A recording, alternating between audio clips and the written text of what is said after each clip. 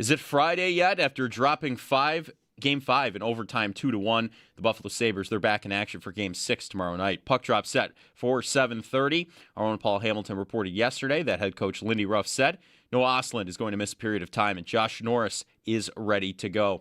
All of the Game 6 action will be right here on WGR. Some results from the playoffs last night. Montreal beat Tampa 3-2. The series is 3-2 in favor of Montreal now. Vegas beat Utah 5-4. Vegas leads that series 3-2. And the Flyers, they took the series over Pittsburgh after a 1-0 win last night. The Bills, they've signed fullback Ben Van Sumeren to a 1-year contract. Our own Sal Capaccio reported yesterday. And around the NFL, the Cowboys, they announced wide receiver George Pickens officially has signed the franchise tag. Jets, they declined defensive tackle Mozzie Smith's fifth-year team option. The Panthers exercised quarterback Bryce Young's fifth-year team option.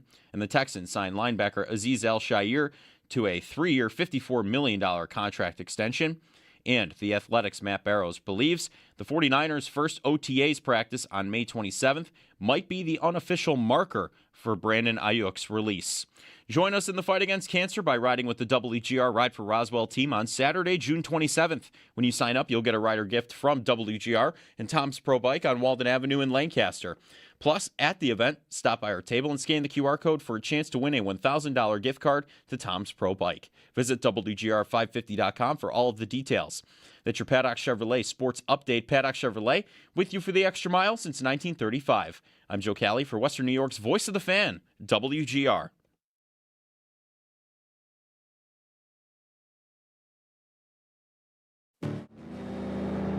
It's your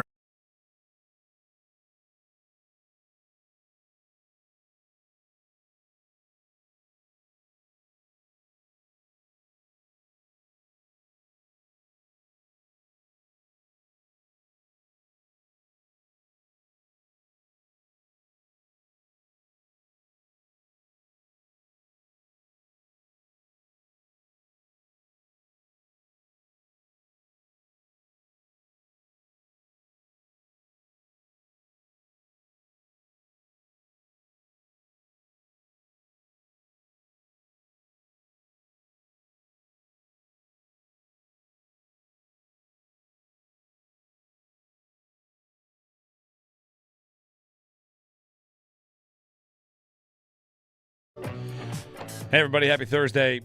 It's Thursday, right? My day of the week clock here, it keeps getting turned off or unplugged. This is some sabotage going on here, or subterfuge. Mental note, look up the difference between sabotage and subterfuge. Good morning. You know, listen to that open there. Joe's out. He's on paternity leave. He and his wife just welcomed their first child, welcomed their daughter. There's one thing that will lower your standards for what you're willing to eat is having kids, because you know the open eye. I'll try a dog treat that is made to look like a cookie. There's plenty of those you wouldn't know. Like, oh, look, it's a little cookie football. Turns out it's a dog treat. You know, your standards get lowered. Our youngest is 20% of the way through a jelly bean and wants to spit it out, and it's in my hand. What am I gonna do with that? I'm just gonna eat it. I'll finish it. There's a pretzel coming. It's fine. You know, oh, you're not going to finish the mac and cheese in the bowl? I'll hoover that up. That's fine. Your standards get lower, you know. So who among us hasn't had exactly that happen? All right, 803-0550 if you want to, chime in on that. I don't know why you would. Big stuff today. Big stuff happening today. 6:30, we'll talk with Brian Koziel, Sabres pre- and post-game intermission host as well. He's on at 6:30 to talk about tomorrow night's game 6. And also, he's a host of Tee to Green, the golf show, and there's big news in the golf world with Liv. I think it's over. So Brian comes up at 6:30. At 7, Sal Capaccio, he begins his State of the Roster series and has a piece up on our website about State of the Roster. We'll talk about the quarterbacks, Josh, and, of course, the backups and what the Bills have changed there. At 8:30, Dave Hellman of the Athletic Football Show and of The Athletic. Dave Hellman at 8:30, he's the guy that coined Jamar Chase Light for Skylar Bell. He's coming up at 8:30. And at Ian Harditz of My Fantasy Life, we're going to talk about the rookie landing spots in Dynasty, fantasy football, all that stuff. We'll have plenty of Sabres today, but, no game last night. no game today. There's a day off in between. I thought we could kind of take advantage of the window here and get to some other stuff. So that's that's on the schedule for today. A couple football guests, a couple hockey conversations as well, and you throughout. Did anyone get a chance to see Philadelphia last night? The Flyers in overtime? Maybe you'll see the highlight now. Yeah. Was your first thought, it should have been us? Yeah. They got the home win in overtime. It seemed pretty cool. They got the home series clinching win in overtime. And I went so deep on it as to watch and really think, like, are they cheering loud enough? Do they care enough? And that's Philly. You know, Philly's a pretty good playoff town. They knock out the Penguins. They get their overtime win. And now they're going to have to invent a word for what Carolina is going to do to Philadelphia. Yeah, I think it's going to be. It's not going to be nice. It's not going to be nice. So good for them. They made the second round. Meanwhile, how's everybody feeling a day later? I said it's not a game night. That's tomorrow. But pause, take a breath. Ostlund out for a period of time, which is something that we've come to normalize in the hockey world, that a player will be out for a period of time. Yeah, it's a pretty ridiculous it's fairly broad. It might be as broad a concept as possible, whatever. That usually means he'll be out for a while. But how's everybody feeling? I think fine. Fine? I think they're fine. I'm pretty much back to where I was before the Game 5 loss. I'm feeling like they're going into this and they're going to win. They're in a good spot. I'll tell you this. I can't get to feeling bad about Ostlund because Boston's down Arvidsson again. And Arvidsson's a good player. And I feel like Arvidsson is not Boston. They're not as deep as the Sabres. So for them to lose Arvidsson, there was a time in this series, maybe 3-4 games in, I was asking if it was going to be a Victor Arvidsson series because he's who they stopped on the penalty shot, too, in Game 3. Yep. Who Lions stopped there, and he scored in Game 2. And what is this, the Arvidsson series? And since then, he's been out. So, yeah, get it done. Get it done. I listened to the afternoon show yesterday, just kind of people talking through how you're feeling, all that. I am nervous. I am just like Bulldog, where I'm letting it creep in, the nervousness. Should they be fine? Yeah, they should. But I cannot dismiss the psychology of they're Boston, we're Buffalo. They always win things, and we never win things.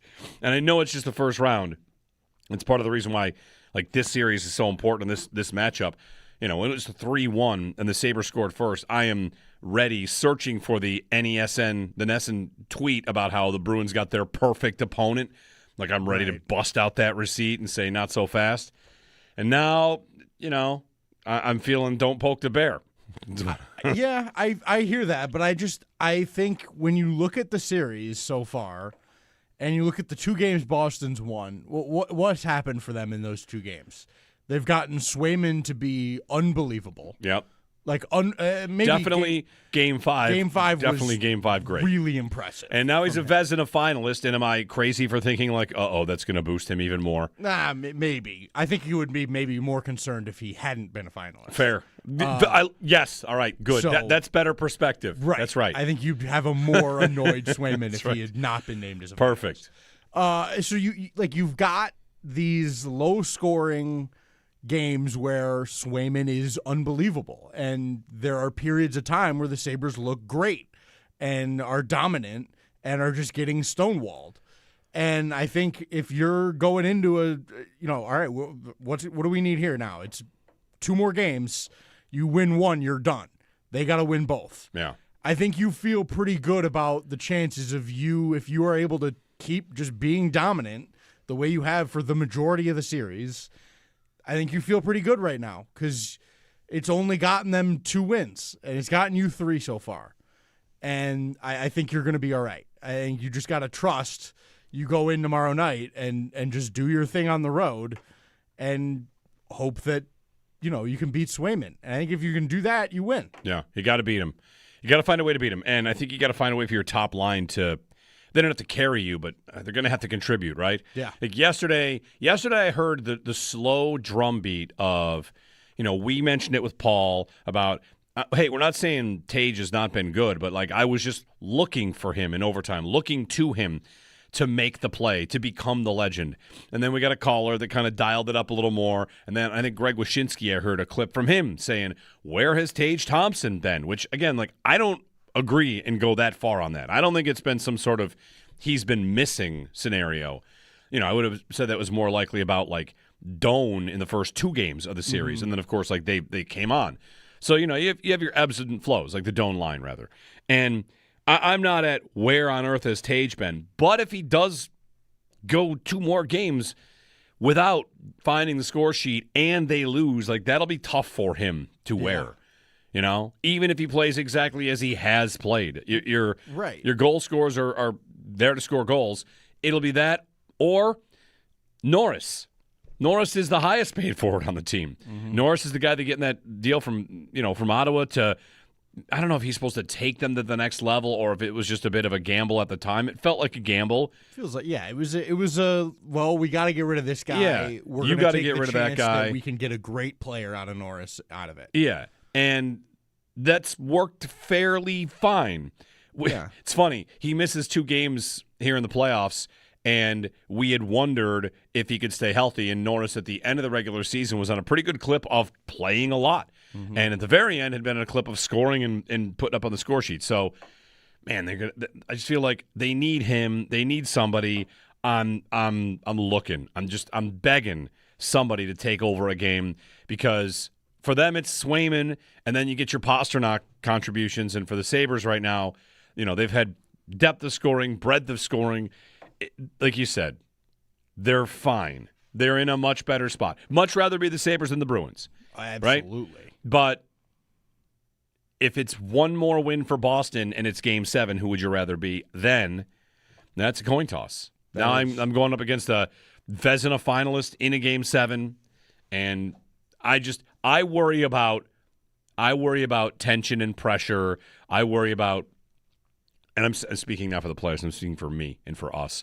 You know, the Sabres in their history have played 7 Game 7s. Boston's played 31. Right. Like, for their fans, it's just going to be a Sunday. And for me, I'll wake up with my heart rate at 140. Yeah, for sure. It will be, a borderline crisis from the moment, you know, we regain consciousness in the morning. Right. But I think, I said this yesterday about them. I think that they are not a group that will crack under pressure because I think they are hardened by everything they've gone through as a team. And just because that's not success, like a lot of other teams, they've been through hard stuff and they've gotten through it now. And so I trust them. I want to say that I trust them to handle that pressure in those sort of moments and be able to get through it, especially tomorrow night. Like, tomorrow night to me is the situation you want. You're on the road. You've been a great road team. You've been talking about how much you like being on the road. You've got Boston in a hole, but they're not feeling as desperate as they were down 3-1. They're back home.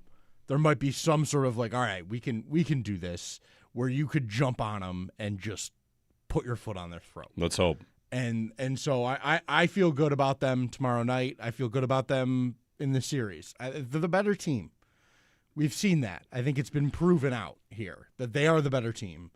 And so they've just got to go play like it. Do you know how this is one of those things where, good morning, everybody, by the way, Jeremy and Joe, Owen Parker, Joe Kelly here. If you're on the YouTube chat, this is where the YouTube chat is going to come after me for this one thing I'm about to do. Because yesterday happened too. Speaking something into existence, which I am not doing. Right. I did not speak overtime in Game 5 into existence. Don't you put that evil on me. I just want to ask this question because I had this thought. And sometimes, you know, sitting in this chair, I'm supposed to, I thought about this thing and then I looked into it. Do you know how many times the Sabres have lost 3 in a row this year? Oh, once? Once or twice maximum? In the early days? 5 times. Wow. Now, some of those include overtime losses, which aren't actual losses. Yeah. Right. That but makes sense. How many times have they lost 3 in a row? 5 times. They lost 3 in a row, of course, to open the season. Right. Then they lost 3 in a row in the end of October. Then they lost 5 in a row in November. That's a different team. Right. Like, let's just not even consider them. They lost 3 in a row right before Kevin Adams got fired. That's another time in there, right? Like, that's December. Mm-hmm. Philadelphia, Winnipeg, Calgary. They come back. That's 10 wins in a row after that. Right. So since they became the different team, it's only happened once. Yeah. One time.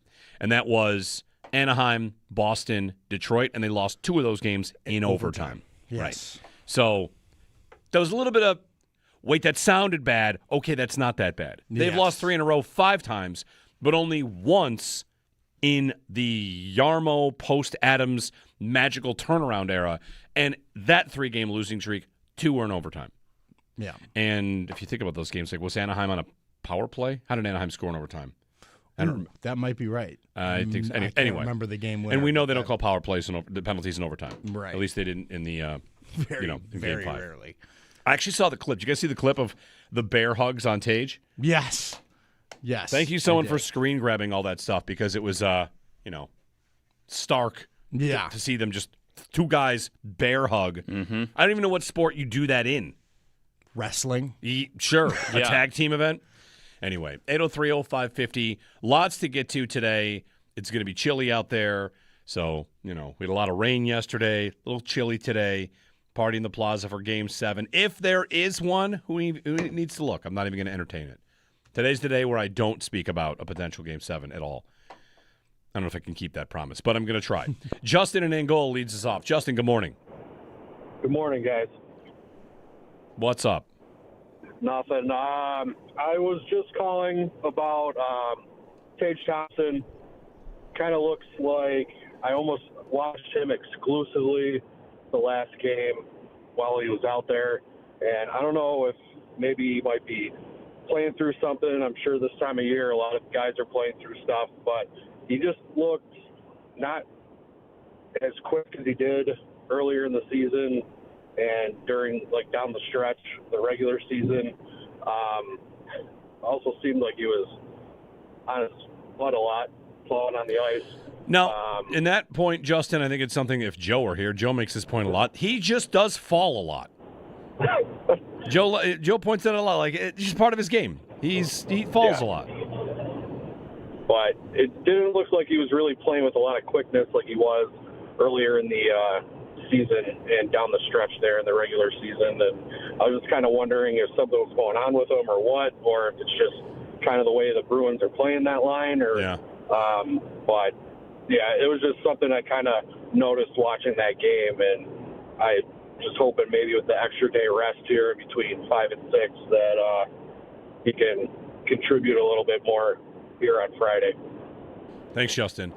I think this time of year, Paul suggested that maybe Norris is playing through something. Everybody's playing through something, right? If you can play at all, you play, regardless of what the injury might be. Another off day can kind of help. That's nice. I think it's Boston's. It's definitely the way Boston's playing. The Bruins want to slow games down, and they have got the Sabres scoring in check. There's a 6-goal game, of course, but past that, the Sabres totals without empty netters are 3-2-2-1. Right? They've kind of effectively squeezed the 6-1 game, of course. Never mind. Forgot about that one. But other than that, 3-2-2-1 and then 6, which would have been, nice to get in any other game. Do they have that kind of explosion in them again? It took 4 in the first, but I don't know. I mean, it's a joke every year. At the end of the season, a team's season ends, and then you find out, someone actually had a new leg attached because they couldn't use their leg, or this person has dysentery. It's just you're fighting through everything you can. So I don't know. You could speculate on it that he's not well, that he's not playing 100%, and it would be a fair guess because it often is. Anyway, 803-0550 and 1-888-550-2550. If it's not Tage, who's it going to be? Who do you look to? Byram had been great through this series. He might have been their best player through 4 games. And, Game 5, I was just looking for anybody. Yeah. I think you could ask the captain to keep, he got off the schneid a little bit with his goal, but you'd still like him to do a bit more in the series, I would think. Yeah. The captain's the captain. Yeah, I mean, through 2 games, Paul Hamilton, his take on it was your move, Darlene. Like, what are you going to do to get more involved in this series? No. And he got not overtime. He got the power play goal. Yeah, no, which, I mean, he did the job last game. Yeah. I think he was good last game. I don't have any problem with what he did there, but you got to go do it again. Yep. Keep going. Game 5 tomorrow. Montreal beat Tampa. I've got a fun thing with Montreal and Tampa where every time I finish, with putting kids to bed and stuff, and I open the score, that series, they drop the puck and it's already 2-2. Yeah. It's always 2-2 in that series. I've noticed the same thing. Has every game been 3-2? There's been a lot of that. It's 3-2, 4-3, 2-2. I want to go back on the box score and see what percentage of that series has been a 1-goal series. Mm-hmm. I know that Montreal got a big lead in Game 4 and Tampa roared back. Right. But other than that, it's been like a 1-goal game the entire time. And Montreal wins it 3-2. So they're up 3-2 going home. Here's their moment, right? The Sabres have a chance to clinch on the road. Montreal's got their chance to clinch at home. Up 3-2 on Tampa. And it's another, by the way, stinker for Vasilevsky in the first round. Yep. So if Tampa gets knocked out, Carolina's going to feel like this might be their year to finally get there and get through. But I really don't see Tampa right now. The way they've played the last month or two, I do not see them as a cut above the Sabres or the Canadiens.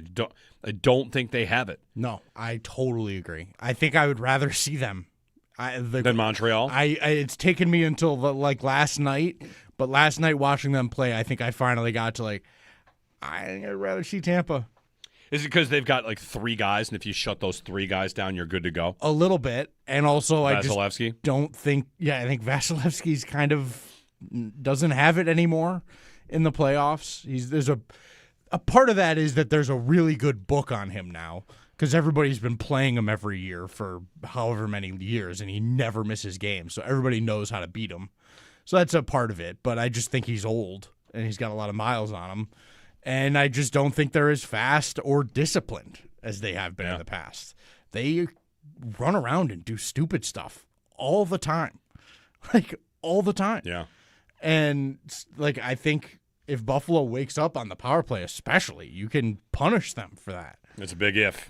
Right. And now I got to wonder if that if comes with drying up at 5-on-5 only because it happened in one game. Yeah, I think the 5-on-5 offense, I've thought that the whole way through, that will be there for them. Swayman, I think Swayman's as good a guy as you're going to face anywhere.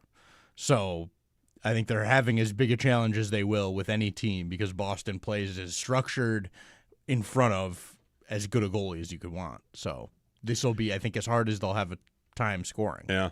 803-0550. We had a double overtime game last night. Vegas and Utah go to double overtime, and that's a 5-4 win for Vegas. They're up 3-2 in the series. Tonight, 2 Western series can end. This matters to me in terms of trying to I promised I wasn't going to talk about game, the one that comes after 6 potentially. I'm just trying to schedule my weekend. We've got things to do on Sunday, and I'd like to know what kind of conflicts I've got. So I'll try not to talk about it. I'll try not to say that.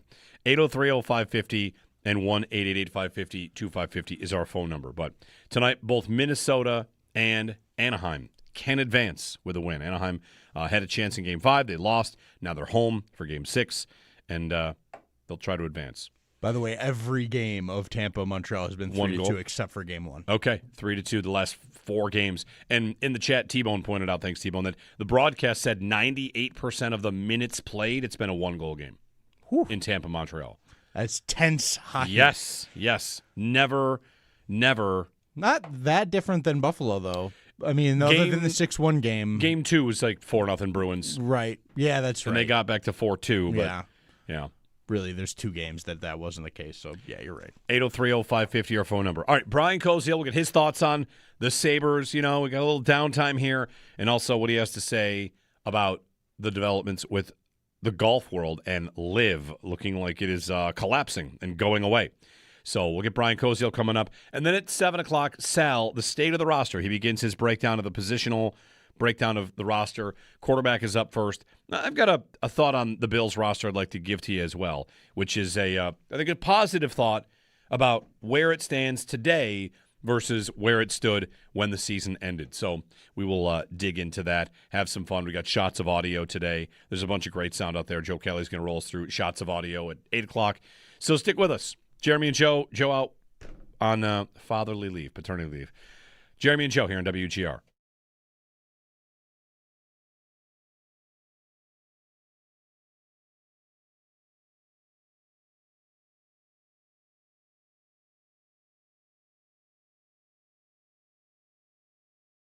Jeremy White here for AAA in.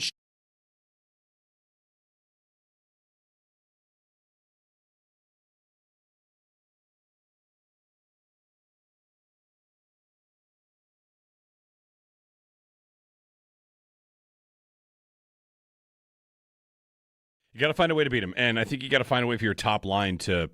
They don't have to carry you, but they're going to have to contribute, right? Yeah. Like yesterday I heard the slow drumbeat of, we mentioned it with Paul about, hey, we're not saying Tage has not been good, but like I was just looking for him in overtime, looking to him to make the play, to become the legend.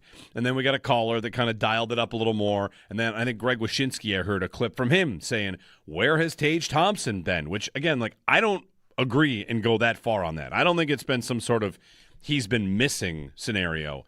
I would have said that was more likely about like Doan in the first 2 games of the series. Mm-hmm. And then, of course, like they came on. So, you have your ebbs and flows, like the Doan line, rather.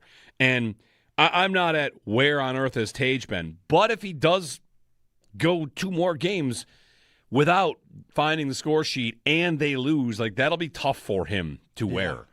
Even if he plays exactly as he has played, your goal scorers are there to score goals. It'll be that or Norris. Norris is the highest paid forward on the team. Mm-hmm. Norris is the guy that getting that deal from Ottawa to.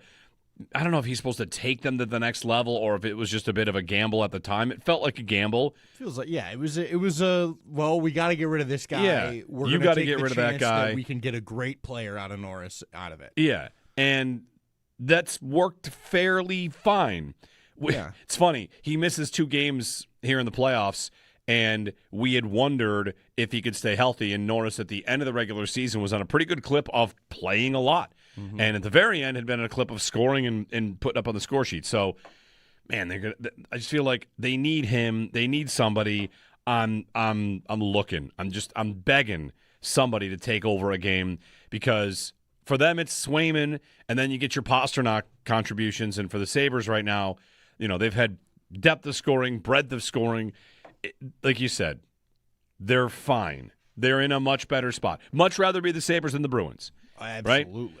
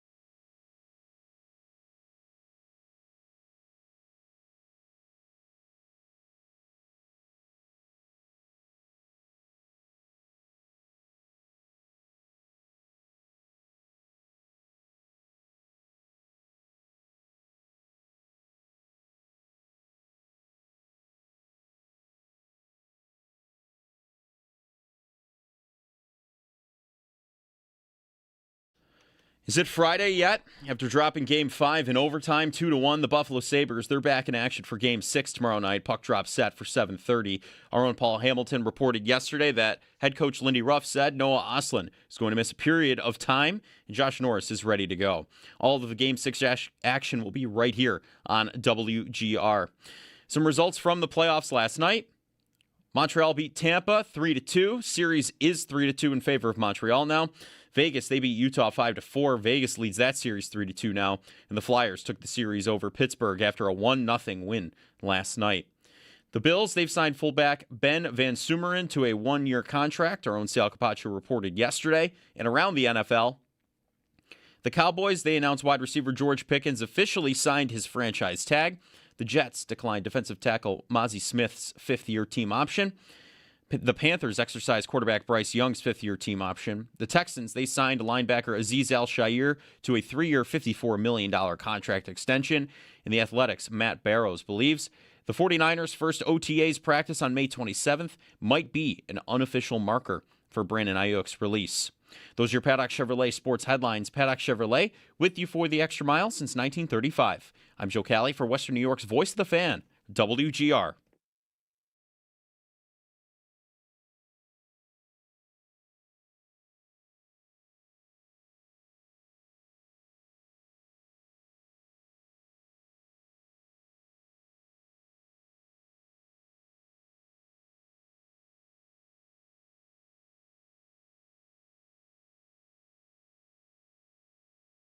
You know, in case you have a lot of family, you've got friends, there's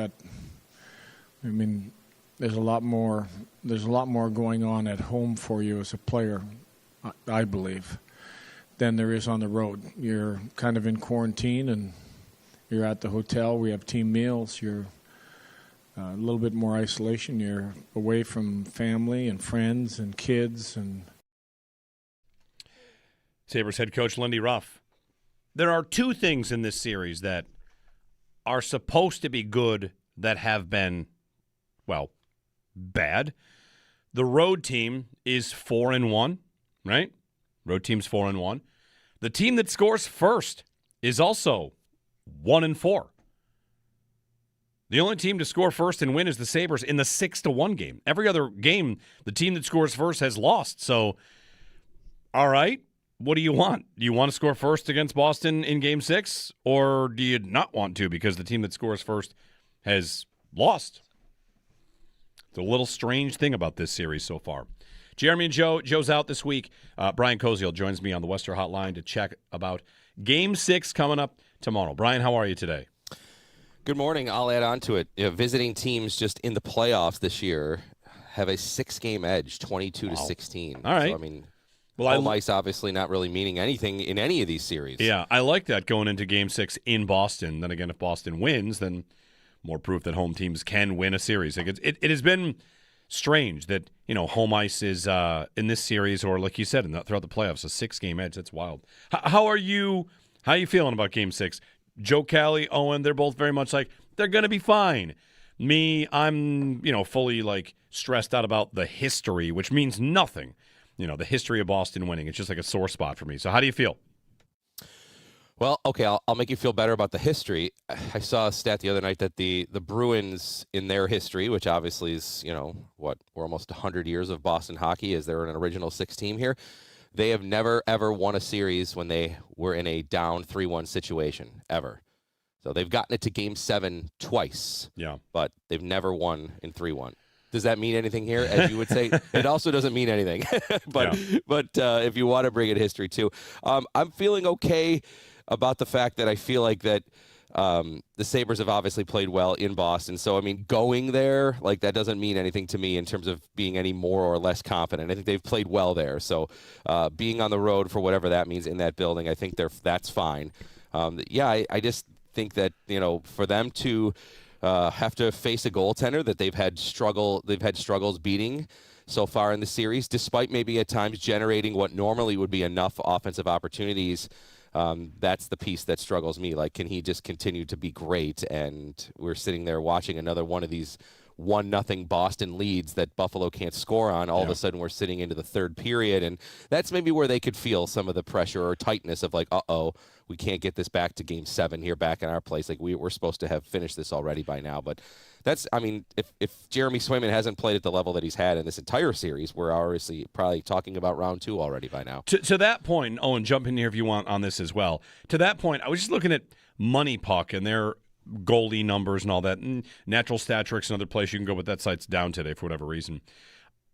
Make it a pie chart, 0 to 100. How much has been Swayman and how much has been the Sabres aren't getting the chances, the good enough chances? Because there have been some games this series, I thought Game 1, he made a lot of saves. I didn't think they had a lot of grade A's. Game 2, they had almost none, right? Game 5, early, I didn't think they looked great. So what percentage is Swayman, the Vezina finalist, the reason, and what percentage is, I don't know that Buffalo has had the kind of chances that they normally do? I think it's probably fair that it's probably maybe a little bit of both. I think when they've had good ones, he's been good, but they also have not gotten, I guess what you would say, the area of the chances that they wanted around the net. Those early games in Buffalo, it was a lot of perimeter scoring or a lot of perimeter passing, a lot of perimeter shots. I don't know how many in the high danger area that you'd say that they actually had. I thought Boston's done a really good job of trying to keep them out of the middle for the most part in games that they've played well. Obviously, you had the one game in Boston where Buffalo blew them out with the 6 goals where they were coming from everywhere, and those were because of turnovers and the quick ability for Sabres to transition those into chances, and Boston's really not had any opportunity to maybe kind of set up camp, I'll say, on defense. When they've had the ability to set up on defense and push them out to the outside, I think they've done a pretty good job of defending Buffalo. And then I guess couple that with Swayman seems to be locked in, and maybe I think that's kind of why they've had that struggle to score. I mean, again, the other night, if you would have said, look at Alex Lyon's going to let in 1 goal through regulation, you'd sign up for that every single time, but it wasn't enough. Yeah, I think a big part of it too is that Swayman has been really good and made some big saves, but he's also not given up a stinker. That right. I think is the big thing. Like, goaltending is all about, make all the saves you should and then give us a few extra. And Swayman has made all the saves he should. He has not given up the low danger chance that we saw Luukkonen give up in Game 2 that was sort of the backbreaker, lose you a game because of a momentum swing moment. And I think that is a big part of what Swayman's brought is like, okay, Boston knows we can do our thing. He's never going to give a bad one to them. Yeah. He's never going to gift wrap one for them and like put us in a hole. If he's getting beat, he's getting beat, and we did what we could. And I think that is a really big advantage as a goaltender. Is that what playoffs. Lyon has also given the Sabres right now? Like he hasn't. Like what's the worst one he gave up so far? Jeannot. I know, and some people screen? even think that was fine. It was a screen. I think it was not a good shot to give up just positionally. Right. Game 3. Yeah, Game 3, that shot I thought was not great. Brian, who are you looking to for Game 6 to be the difference maker? Tage Thompson. I think he hasn't done much offensively since Game 1 when he took over in the third period, and obviously he was even absent for those first 2 periods. They need one of their stars to step up. Pastrnak did it in the last game, obviously, making the play that won it for him. Not even that Pasternak's been amazing in this series. It's really been his first meaningful goal. The other one came in Game 1 with, 8 seconds left when Buffalo was up 4-2. So, I mean, that was his first moment. And I probably would also say the same for Boston, that he needs to step up even more so. But Thompson, for me, offensively, I feel like there's some shifts where I wonder if he's in the right spot, if he's putting himself in the right spot to give himself those high-quality opportunities. So that's the guy I would go for, is go right to the top of the list and say Thompson's got to help out more offensively. The power play finally breaks through, Brian. It's been a big talking point, of course, because of that big, long drought. I venture to say it looked a lot better before they scored that goal, and that, maybe, just maybe, we could think that they could do it again. Yeah, I think that obviously has to be an area that they're going to get a goal maybe again. They've been getting opportunities. I think, this last game was the fewest, 3. I think that was the amount in that game. But in general, over the course of the other games, despite what normally the perception is of, they don't call penalties, and yes, they should have maybe called a few in overtime the other night. They've been getting between 4 and 5 chances, which is on average of what they've been getting in the regular season. So I feel like they're still getting the same amount of opportunities to score. And what the big negative for me on the power play always, I know Paul always likes to bring up the numbers that where they are in the league, is it seems as though when it's bad, it's really bad. It puts a bad taste in our mouth. And they also tend to give up shorthanded opportunities too. I mean, even the meaningless goal the other night when it was 6-0, they gave that up. But it seems as though like there's just such a low floor for this power play that it makes it maybe feel worse than it is. I thought that of the 3 opportunities, I think they were 1 for 3 the other night. They were okay. Obviously, they got 1 on that first one, but just continuing the movement when it gets stagnant, it's a lot of standing around and it's a lot of perimeter passing. Brian Koziel, of course, post-game and intermission host here on WGR for the Sabres playoffs. You, of course, hear him there, and also host the Tee to Green. Brian, I want to ask you about Live Golf here, because big story that today Live players will be informed that Saudi funding is coming to an end, which is, is there anything to take away from that other than the breakaway golf tour that is Live is over? Yeah, it feels like this is maybe the end of it for it, and it had some merits possibly, but for the most part, it tried to break up the PGA Tour, or try to, in some sense, make them have a reaction. In some sense, they did. Yeah, they did. They made the tour better, right? Like when the players all go back, it will be a better place for the players that are there and that go back, because it was kind of forced into change. Yeah, they obviously got much larger pots, or much larger tournament prizes that they were able to give out. The superstars are definitely the ones that benefited from this overall, because they have created on the PGA Tour these elevated events where only the top 70 get in. We're seeing one this week at Doral in Miami, the Cadillac Championship, where you get these, the top 70 invites, no cut, so there's no even pressure that, hey, you're going to make money this weekend, you're going to make a good check too. And these tournaments now, these elevated events, are making money that they pay out at the majors. The majors were paying around $4 million, $4.5 million. Well, now these elevated events, the winner gets $4 million.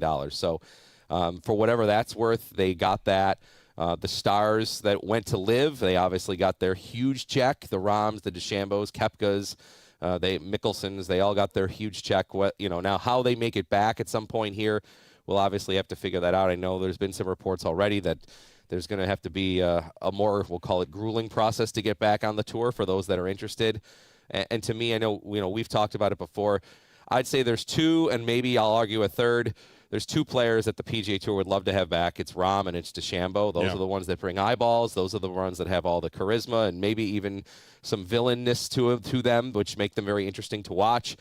I'd argue for golf, I think I would love to see Cam Smith back regularly and to see if he can regain his form. He was almost as good as anybody when he left for Live. Everybody said he was the best putter in the world, and you almost forget about him now, because he hasn't even won on Live. He's been bad. Other than that, I mean, there's some nice players, but there's nobody that I think the PGA Tour has to have. But the experiment, I think there was some good things. I mean, I don't think that some of the things they did was terrible with some of their coverage. The 54-hole thing obviously did not take off. It never got them world ranking points. That didn't work out as well. The party scene, the music scene, that's for some people. Yeah. That's not. Obviously, the Waste Management Open in Phoenix, they kind of have that as their shtick on the PGA Tour. I just think when it's every single week, maybe it loses its luster. But yeah, I mean, obviously, we've also had plenty of discussions about the money and where it came from and kind of the meaning behind that and how much that mattered to people. R.I.P. the Range Goats team, and R.I.P. Sergio Garcia dressing like an F1 driver for Fireball GC. Those are always the team thing never worked. It was really It made it. I saw one evaluation of it, looking back, was all they had to do was actually have a second regular tour, and they really might have made a difference. Instead, they had all these decisions that made it so goofy that people had a lot of trouble watching it and buying in. So, for better or for worse, it looks like it is effectively ending. Where are you guys this week for Tee to Green as we get ready for the Cadillac? Yeah, we are excited. We're going to Springville Country Club. Haven't been there in a few years, so we'll be down there. PGA Pro Tim Faulkner has invited us down, so we're excited to talk to him. We'll obviously talk more about Live as well here and Cadillac Championship as well. Very good. Thanks, Brian. Okay, thanks, guys. Have a great day. Brian Koziel, you'll hear him tomorrow on intermission and postgame for Sabres-Bruins. Game 6 will be tomorrow from Boston. And if there's a Game 7, that'll be Sunday. We do not know the time just yet. 803-0550. Coming up at 7, we're going to get into the Bills roster. Sal has started his State of the Roster series at our website, WGR550.com. I'm going to ask him, starting the series about the quarterback room, Josh Allen at the top, but then what they've decided to do past that. He's also got the updated roster numbers. The Bills appear to be at their maximum right now. We'll dig into that. And the report, I guess I would say, from Rich Cimini, who covers the Jets, that the Jets traded up over the Bills in the first round because they believed the Bills were about to take Omar Cooper Jr., and the Jets jumped in front and took the wide receiver from Indiana. So we'll get into all that with Sal coming up at 7 o'clock here on WGR. You got to find a way to beat him, and I think you got to find a way for your top line to – they don't have to carry you, but they're going to have to contribute, right? Yeah. Like yesterday I heard the slow drumbeat of, we mentioned it with Paul about, hey, we're not saying Jeremy White has not been good, but I was just official looking for him in overtime, looking to him to make the play, to become the legend. And then we got a caller that kind of dialed it up a little more. And then I think Greg Wyshynski, I heard a clip from him saying, where has Tage Thompson been? Which, again, I don't agree and go that far on that. I don't think it's been some sort of he's been missing scenario. I would have said that was more likely about Doan in the first 2 games of the series, and then of course they came on. So you have your ebbs and flows, like the Doan line rather. And I'm not at where on earth has Tage been, but if he does go 2 more games without finding the score sheet and they lose, that'll be tough for him to wear. Even if he plays exactly as he has played. Your goal scorers are there to score goals. It'll be that or Norris. Norris is the highest paid forward on the team. Mm-hmm. Norris is the guy that getting that deal from Ottawa to – I don't know if he's supposed to take them to the next level or if it was just a bit of a gamble at the time. It felt like a gamble. Feels like, yeah, it was a well, we got to get rid of this guy. Yeah, you got to get rid of that guy. We can get a great player out of Norris out of it. Yeah. And that's worked fairly fine. Yeah. It's funny. He misses 2 games here in the playoffs, and we had wondered if he could stay healthy. And Norris, at the end of the regular season, was on a pretty good clip of playing a lot. Mm-hmm. And at the very end, had been in a clip of scoring and putting up on the score sheet. So, man, I just feel like they need him. They need somebody. I'm looking. I'm begging somebody to take over a game because – for them, it's Swayman, and then you get your Pasternak contributions. And for the Sabres right now, they've had depth of scoring, breadth of scoring. Like you said, they're fine. They're in a much better spot. Much rather be the Sabres than the Bruins. Absolutely. Right?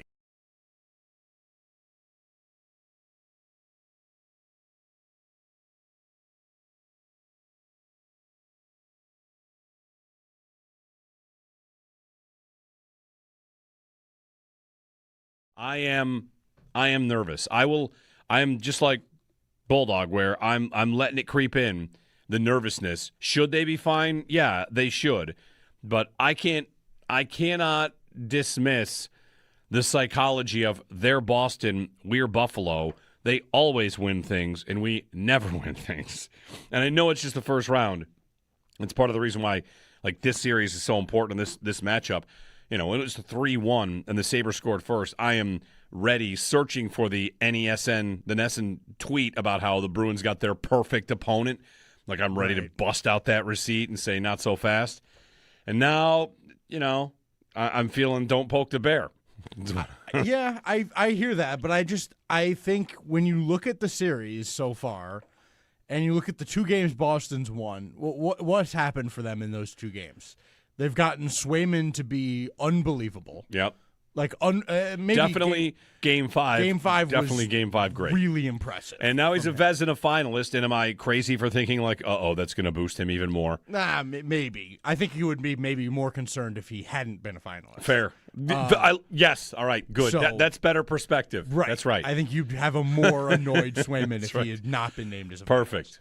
Finalist. So you've got these low scoring games where Swayman is unbelievable, and there are periods of time where the Sabres look great and are dominant and are just getting stonewalled. And I think if you're going into all right, what do we need here now? It's 2 more games. You win one, you're done. They got to win both. Yeah. I think you feel pretty good about the chances of if you are able to keep just being dominant the way you have for the majority of the series. I think you feel pretty good right now because it's only gotten them 2 wins, and it's gotten you 3 so far. And I think you're going to be all right. I think you just got to trust.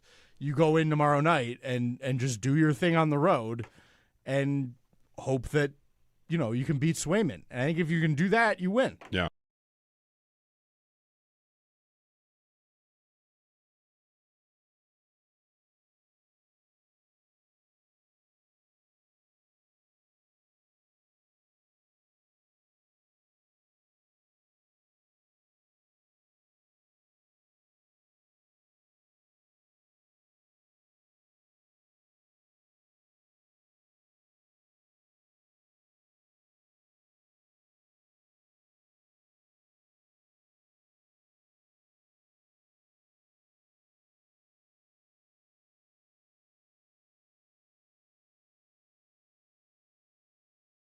Snuck by about the NFL draft this weekend. The Ravens had their owner make a pick. See that? Eric DaCosta said 5th-round pick, Clemson running back Adam Randall was a pick by the owner. Quote, when we were down in Florida, Steve was begging for a draft pick. He owns the team. I said, yes, Steve, of course, you can have a draft pick. And he picked the running back. What? I don't know about that. How does the GM, when he goes home that night, do you think he, rolls over to his wife in bed and is like, this guy? The Ravens owner is he is certainly a character. 100%. For sure. That Certainly, press conference he had when when fired Harbaugh got fired. Yeah. Certainly a character. My hot take is that this is not a problem at all. 5th round running back. Hold on. This is one of those I gotta ask. The draft needs to get its story straight. Is it random? Is it just better to have picks because no one knows who's going to be good? Because if it is, then why can't that guy pick a running back in the 5th round?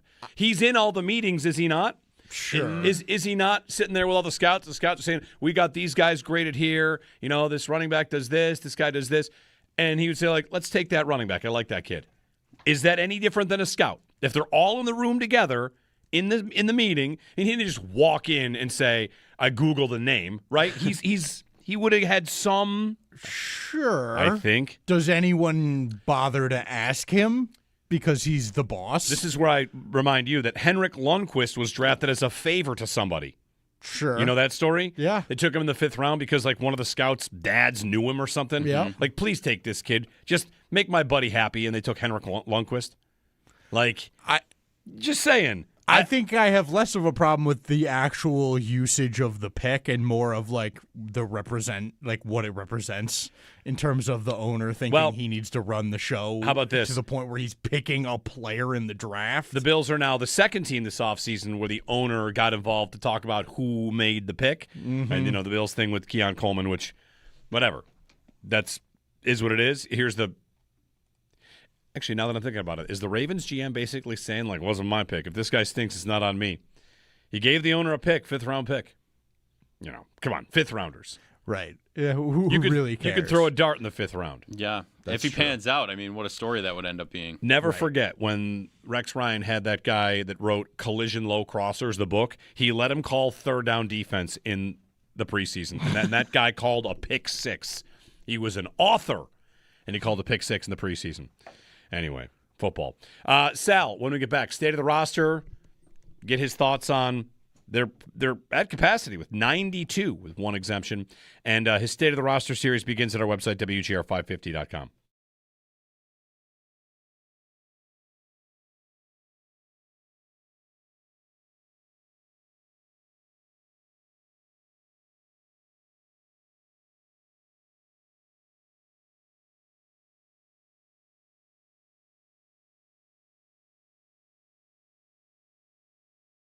How much has been Swayman and how much has been the Sabres aren't getting the chances, the good enough chances? Because there have been some games this series, I thought game 1, he made a lot of saves. I didn't think they had a lot of grade A's. Game 2, they had almost none, right? Game 5, early, I didn't think they looked great. So what percentage is Swayman, the Vezina finalist, the reason, and what percentage is, I don't know that Buffalo has had the kind of chances that they normally do? I think it's probably fair that it's probably maybe a little bit of both. I think when they've had good ones, he's been good, but they also have not gotten, I guess what you would say, the area of the chances that they wanted around the net. Those early games in Buffalo, it was a lot of perimeter scoring or a lot of perimeter passing, a lot of perimeter shots. I don't know how many in the high danger area that you'd say that they actually had. I thought Boston's done a really good job of trying to keep them out of the middle for the most part in games that they've played well. Obviously, you had the one game in Boston where Buffalo blew them out with the 6 goals where they were coming from everywhere. And those were because of turnovers and the quick ability for Sabres to transition those into chances. And Boston's really not had any opportunity to maybe kind of set up camp, I'll say, on defense. When they've had the ability to set up on defense and push them out to the outside, I think they've done a pretty good job of defending Buffalo. And then I guess couple that with Swayman seems to be locked in, and maybe I think that's kind of why they've had that struggle to score. I mean, again, the other night, if you would have said, look at Alex Lyon's going to let in 1 goal through regulation, you'd sign up for that every single time, but it wasn't enough. Yeah, I think a big part of it too is that Swayman has been really good and made some big saves, but he's also not given up a stinker. That I think is the big thing. Like, goaltending is all about, make all the saves you should and then give us a few extra. And Swayman has made all the saves he should. He has not given up the low danger chance that we saw Luukkonen give up in Game 2 that was sort of the backbreaker, lose you a game because of a momentum swing moment. And I think that is a big part of what Swayman's brought is like, okay, Boston knows we can do our thing. He's never going to give a bad one to them. Yeah. He's never going to gift wrap one for them and like put us in a hole. If he's getting beat, he's getting beat, and we did what we could. And I think that is a really big advantage as a goaltender. Is that what playoffs. Lyon has also given the Sabres right now? Like he hasn't. Like what's the worst one he gave up so far? Jeannot. I know, and some people screen? even think that was fine. It was a screen. I think it was not a good shot to give up just positionally. Game but 3. Yeah, Game 3, that shot I thought was not great.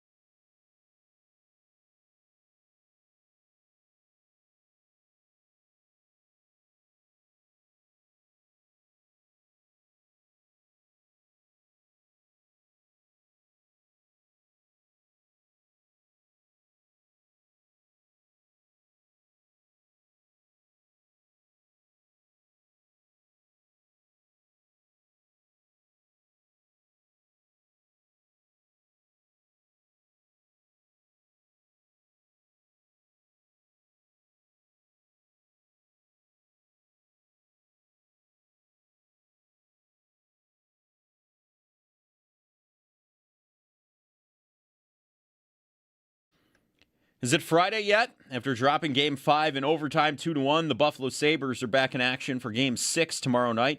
Puck drop set for 7:30. Our own Paul Hamilton reported yesterday the head coach, Lindy Ruff, said Noah Ostlund is going to miss a period of time. Josh Norris is ready to go. All of the Game 6 action will be right here on WGR. Some results from the playoffs last night. Montreal beat Tampa 3-2. The series is 3-2 in favor of Montreal. The Vegas beat Utah 5-4. Vegas leads that series 3-2 as well. And the Flyers, they took the series over Pittsburgh after a 1-0 win last night. The Bills, they signed fullback Ben Van Sumeren to a one-year contract. Our own Sal Capaccio reported yesterday. And around the NFL, the Cowboys announced wide receiver George Pickens officially signed his franchise tag. The Jets, they declined defensive tackle Mozzie Smith's fifth-year team option. The Panthers, they exercised quarterback Bryce Young's fifth-year team option. Texans, they've signed linebacker Azeez Al-Shaair to a 3-year, $54 million contract extension. And the Athletics, Matt Barrows, believes the 49ers' first OTA's practice on May 27th might be an unofficial marker for Brandon Ayuk's release. That's your Paddock Chevrolet Sports Update. Paddock Chevrolet with you for the extra mile since 1935. I'm Joe Cali for Western New York's Voice of the Fan, WGR.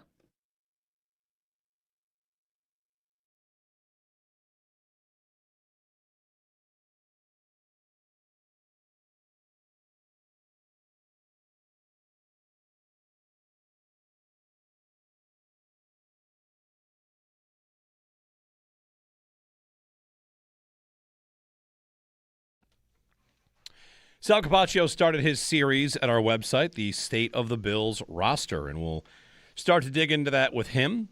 State of the Bills, starting with quarterback. Sal, good morning. Good morning. Yeah, it's usually a soft landing spot to start. Soft takeoff, I guess I would say, to start with the quarterback these days. Wasn't the case many years ago, but now there's not much to write about, but there is still always something to write about at the quarterback position behind Josh Allen. Yeah, we've got some things to get to. One thing I wonder about, you said landing spot, Sal. I was thinking what you meant was, this time of year, not much going on. And right now, I like the landing spot because it gets my mind off of Sabres Bruins for like 10 minutes, I'm just thinking about tomorrow night's game and how big it would be. I mentioned to these guys, the Flyers winning last night in overtime on home ice. I had FOMO as I watched them celebrate, thinking like it was real close to that being the Sabres and Sabres fans in Game 5. So, just dealing with the ups and downs. I'll give you a little optimism. I watched it, and when they scored, I said, okay, you see, you don't have to – you can win and not have to go back to Game 7, right? Like if you're a Philly, all that pressure. And I'm like, you know what? See, that's Buffalo. You can do that tomorrow, or Friday. Just do that and have to have that pressure. So – yeah, I watched it with the same kind of thing, and would have been great. Another silver lining, trying to be optimistic here. No matter what, there's another game at KeyBank Center. Let's hope that there's multiple more games at KeyBank Center.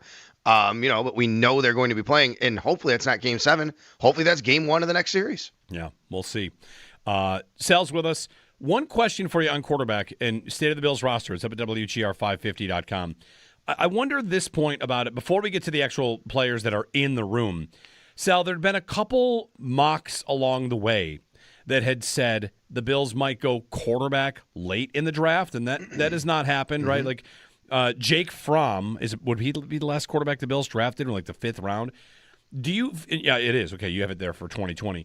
Do you feel like there's a conversation about that maybe sometime in the future that they would draft one for the purposes of just saving money? I mean, even backup quarterbacks can kind of get a little bit pricey. And I don't know how seriously you took the idea that they could take a quarterback in the draft to try and build not a future starter, but a long-term backup from a draft pick. I do. I think that's been a conversation the last couple of years, actually.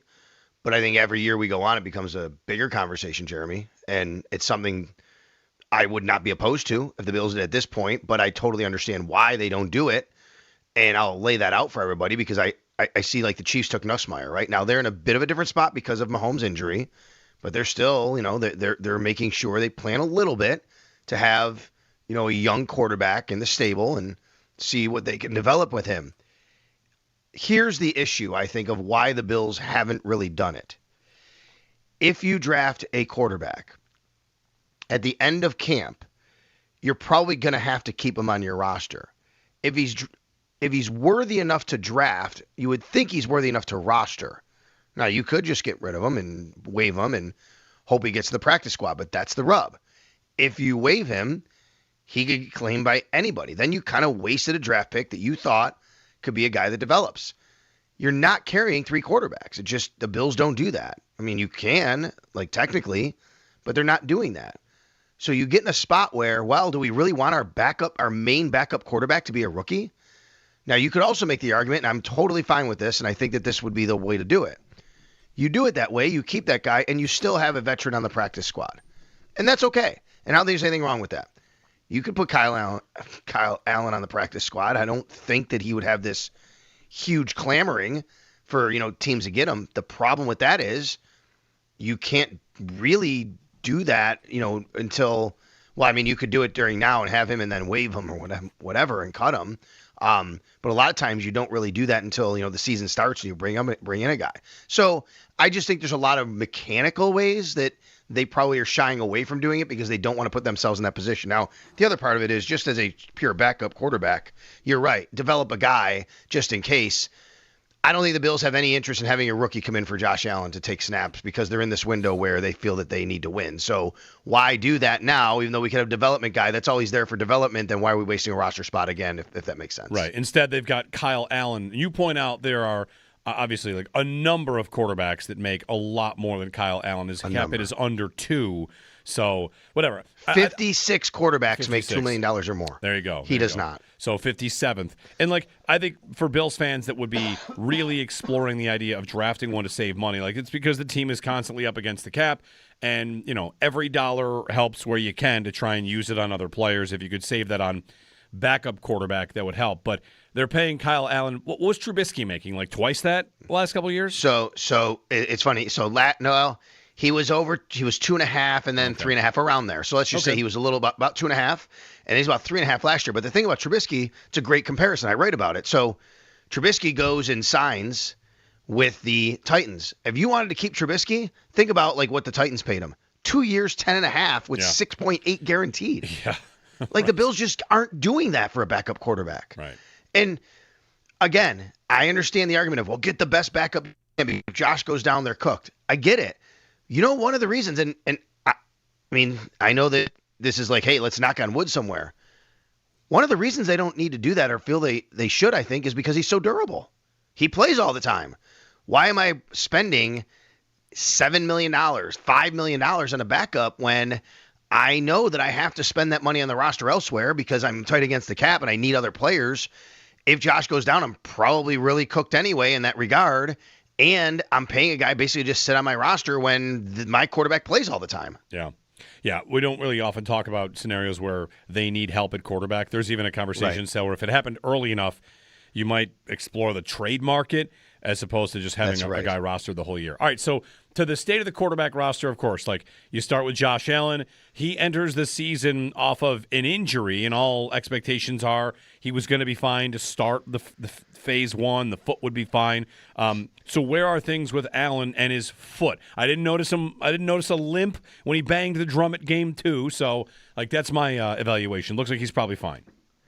Yeah, everything we know now, we do not get access to these workouts that are happening, and when they have the OTAs and the conditioning stuff and all that, and those are happening pretty much all the time now.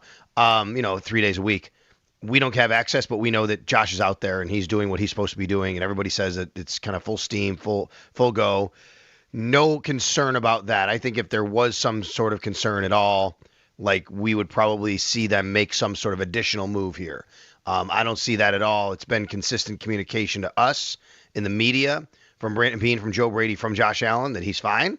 So he's ready to rock and roll. So I don't think there's any issue there. And I think they expect Josh Allen to be completely ready to go. And not if he's not already doing that, then certainly by, the summer and the season. One thing, if Allen were ever to need to take time off or take a week off due to an injury, Kyle Allen goes in, and this is probably the caliber of quarterback they want. They could do better, they might want to, but Kyle Allen, that is, has experience starting games, which I would imagine is important to them. Yeah, and actually, Jeremy, I think there will be a backup quarterback battle, but right now I would give the edge to Kyle Allen for exactly this reason. He's been in the league 8 years. He's started 19 games in 8 years. 26 touchdowns, 21 interceptions. Are those great numbers? No, of course not. They're okay. For a backup quarterback, 62.5% of his passes completed. Not great numbers. But, you're talking about a guy here that at the very least, he comes in and steers the ship for a half, a quarter, a game, maybe 2. If it has to be more than that, then there's a discussion we can talk about. But I think that's exactly right. That's the kind of backup that they feel that, hey, we're not going to pay him a lot of money. We can get through a couple of games. If something were to happen to Josh, God forbid, we could do that. He has 19 starts under his belt. He's played 8 years in this league. There's nothing he doesn't know about the league. Sal Capaccio, State of the Bills quarterbacks at WGR550.com. On Shane Buechele, has he been here and left and come back multiple times? Just once where he came back. He was he was with Kansas City to start his career for 2 years. Never played. Came to Buffalo, was here for a couple of years, and then last year went to Kansas City at the end of the year, and he actually played in a game. He didn't start. His first ever NFL action after 5 years in the league was at the end of last year, and then he came back. You might be thinking the reason why is because he was on IR a couple of years ago. Remember, he got hurt in training camp, in preseason. Sorry. So that's why. So he's really only played for 2 teams, Kansas City and Buffalo, but Kansas City started, and think about that. He's been under Mahomes and Andy Reid. He's been under Josh Allen, and he's been in Buffalo for the last several years, and except for that tiny little window in Kansas City last year at the end of the year where he got paid to be on the roster and all that, then he elected to come back to Buffalo. I'm going to tell you this, and I know this.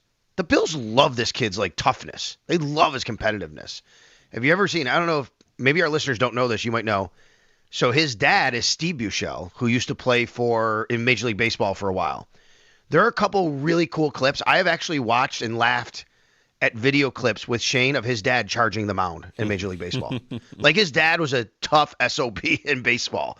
And he was and this is Shane. Shane's competitive. He's tough. They love him for that. He's not a guy that you're going to count on to win a lot of games if, you need to bring him in. But remember that preseason game, I know it's preseason, came in at the end of the year last year and was phenomenal into the preseason against Tampa and did a great job. And he was really emotional in the interview. He finally got his shot. He showed what he can do. And I think that's what they love about him. And that's why he's around. I think he's really good for the room. He's a great teammate. And hey, maybe, just maybe, if he has to go into a game because of all of that's added up, he can do the job well enough for them to win a game or two if that were the case. Yeah, is he basically filling the role that we were talking about to start things off as the developmental potential backup? And if he has a good enough training camp, the idea, or mini camps, OTAs, training camps, the idea would be all right, here is your backup that you've kind of homegrown. I think so. The difference is he's 5 years in now, 6 years in. So he's not development anymore. He's not on a rookie contract. But yes, I think that now you have a guy where, like I said earlier, Jeremy, I think there's a backup quarterback battle at camp this year. I think Shane Buechele is going to have every look at it. He'll have every opportunity to take that away from Kyle Allen. I don't know if he'll be able to do it. But I think the Bills will give him every single chance to do that. Sal Capaccio on the Western Hotline, the state of the roster. Also, Sal, we're talking quarterbacks here, but I saw you tweet out your spreadsheet, which has 92 names on the list? Okay, so let's remember, the big thing here is all of the reported undrafted free agents are not official. So the Bills do not have 92 people. But according to, if you take a look at the reported undrafted free agents and then add them in with what we know, which is all the draft picks, the guys on the roster already, and the free agent signings. There was one yesterday we can talk about a fullback, which is interesting. Yep. You get to 92. So the Bills are allowed 91 because Travis Clayton still counts as an international player. You're always allowed an international guy these days. As long as you have one on your roster, you can count them. They get 91 at camp. They don't get 54 on the roster. They get 91 at camp and then an extra practice squad. So if you take all of that into account, the Bills are at 92, which tells me somebody who is a reported UDFA probably is not actually getting a UDFA contract. Maybe just becomes a rookie minicamp invite, and then we'll see. Okay. So to the fullback they signed yesterday, Ben Van Sumeren, special teams primarily, we think? I think so, but I think he can play fullback too. I mean, they need one. They don't have one on the roster, Jer. And the only guy they have, going back to the spreadsheet, is a kid from Wisconsin, Jackson Acker, that they signed reportedly. Maybe he's the guy. I don't know. It doesn't get there. Yeah. But reportedly signed as a UDFA. I think he has a chance to play fullback. He is an incredible athlete. When he went to Michigan, let me tell you something. In high school, this kid ran for over 1,200 yards, caught passes for like over 1,000 yards, threw the ball for like 300 yards and 4 touchdowns, I think it was. He goes to Michigan as a running back, and then they move him to linebacker, and then he finishes out at Michigan State. He goes to the NFL as a linebacker at the Eagles, and then he becomes a fullback. So he went from running back to linebacker in the Big Ten, and then linebacker to fullback in the NFL. Yeah, when I saw the full rundown of all of that, Sal, like all the spots he's played, I thought this is exactly the kind of guy that a coach, when asked about him, say like he's a football player, right? He's like, a football player. He's Have a you looked football at him? player. He looks like a football player. He looks like a football player. He's one of these. That's why I kind of asked special teams, just because I don't know how the Bills are going to incorporate fullback. Losing Reggie Gilliam, that was probably a big loss, and we'll see how they go about doing that. But yeah, you're right, though. I would say this, Jeremy. I mean, to me, he becomes like a Reggie Gilliam replacement, essentially, right there, but maybe not as much in the running game and fullback area, but he can play fullback. But you're right. Reggie was such a big part of their special teams and their core special teams. And like, do you know about the kid, how he last year, people pointed out, and they're right. If you watch the opening game last year, remember the Eagles played the Cowboys, right, to open the season. They'd won the Super Bowl. Opening kickoff, this is the guy that got hurt on the play, and then there was the Jalen Carter incident. Right. This is the guy that hurt his knee on the opening kickoff, was out for the year. So that's why he only appeared in one game. Yeah, he's appeared in Correct. 21 in his NFL career, and again, like the stats are mostly tackles, but that's because he was playing linebacker for them. So that's right. All right, that's Ben Van Sumeren. And then the roster itself, Sal, like this window here, that's a free agent signing, the fullback. Do you anticipate a couple more? Are there names you think could also still be in the mix here, whether it's, Brandon Cooks comes back, or I've mentioned Von Miller a couple times because he's out there. Like, it's the second wave of free agency. I'm not exactly sure how much money the Bills have once they sign their draft picks. They have a bunch of draft picks to sign, obviously. But are you expecting a couple names here and there to kind of push people off of that 92? Yeah, and I mean, we still have Tre'Davious White out there. Right now, they've done some work on outside corner here. We know that. They drafted a couple of guys, but if you look at my spreadsheet, and I have the outside corners listed, then the slot corners, and I've divided them up, you get right to IGB as your number 3 outside corner. And then you go down to Toriano Pride later. In between is you have MJ Devonshire, Darryl Porter Jr., Dorian Strong. We don't know his situation. I still think there's a need. And let's go back to what the GM said himself. Like, this was the biggest kind of need and hole on their team going into the draft. I don't know if that would be too pricey, what the price would be for Tre'Davious White, but I could see something like that still happening. You mentioned Von Miller. I didn't even think about that until you mentioned it, but you're right. I mean, could you use another guy to come in as a quote-unquote designated pass rusher? Sure. I mean, maybe if you want to add someone like that to the mix. So, yeah, I do think there are a couple of guys out there. I think the other thing with that, though, is with these guys, unless their agent calls and goes, look, they're going to sign somewhere else, which could happen, you don't have to have a rush a lot of times. These are players that have been in the league. They know how to take care of their bodies. They're going to be ready to play.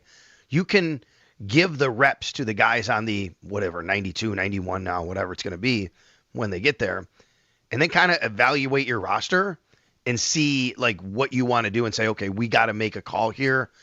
We need a little more there. So there's no rush unless, like I said, maybe there becomes a, hey, or they might not be interested at all. But yes, I could see something like that happening. Sal Capaccio on the Western Hotline on the State of the Bills roster. Next up, what's next? Running backs?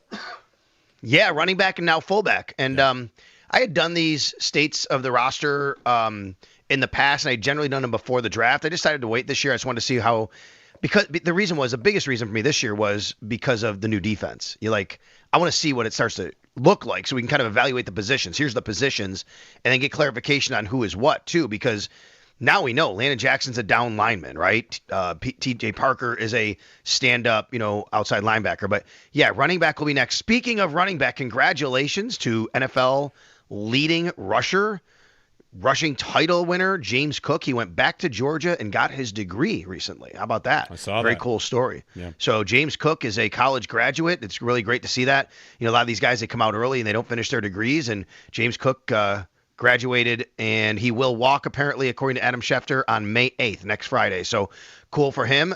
So he is a guy that obviously we know, league's leading rusher. But behind him, I think there's definitely some things to talk about as far as, the running back position. One last thing to mention. NFL.com, there's a piece about projecting compensatory picks for next year. Dan Parr, senior editor, draft strategy at NFL.com, projects the Bills to get a fourth. Some teams are getting as many as 4 picks, but the Bills will get a round 4 pick. The losses being David Edwards, Mitch Trubisky, and Reggie Gilliam, and adding D. Alford and C.J. Gardner-Johnson. He believes the Bills are on their way to getting a 4th-round pick as a compensatory pick. And they have an extra 7th from the draft trade as well. Very good.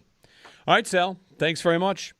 All right, we'll talk to you later. Thanks. Sal Capaccio. Again, go to WGR550.com for his latest, which is State of the Quarterback. And be on the lookout at WGR for the entire roster, position by position, as Sal breaks it down.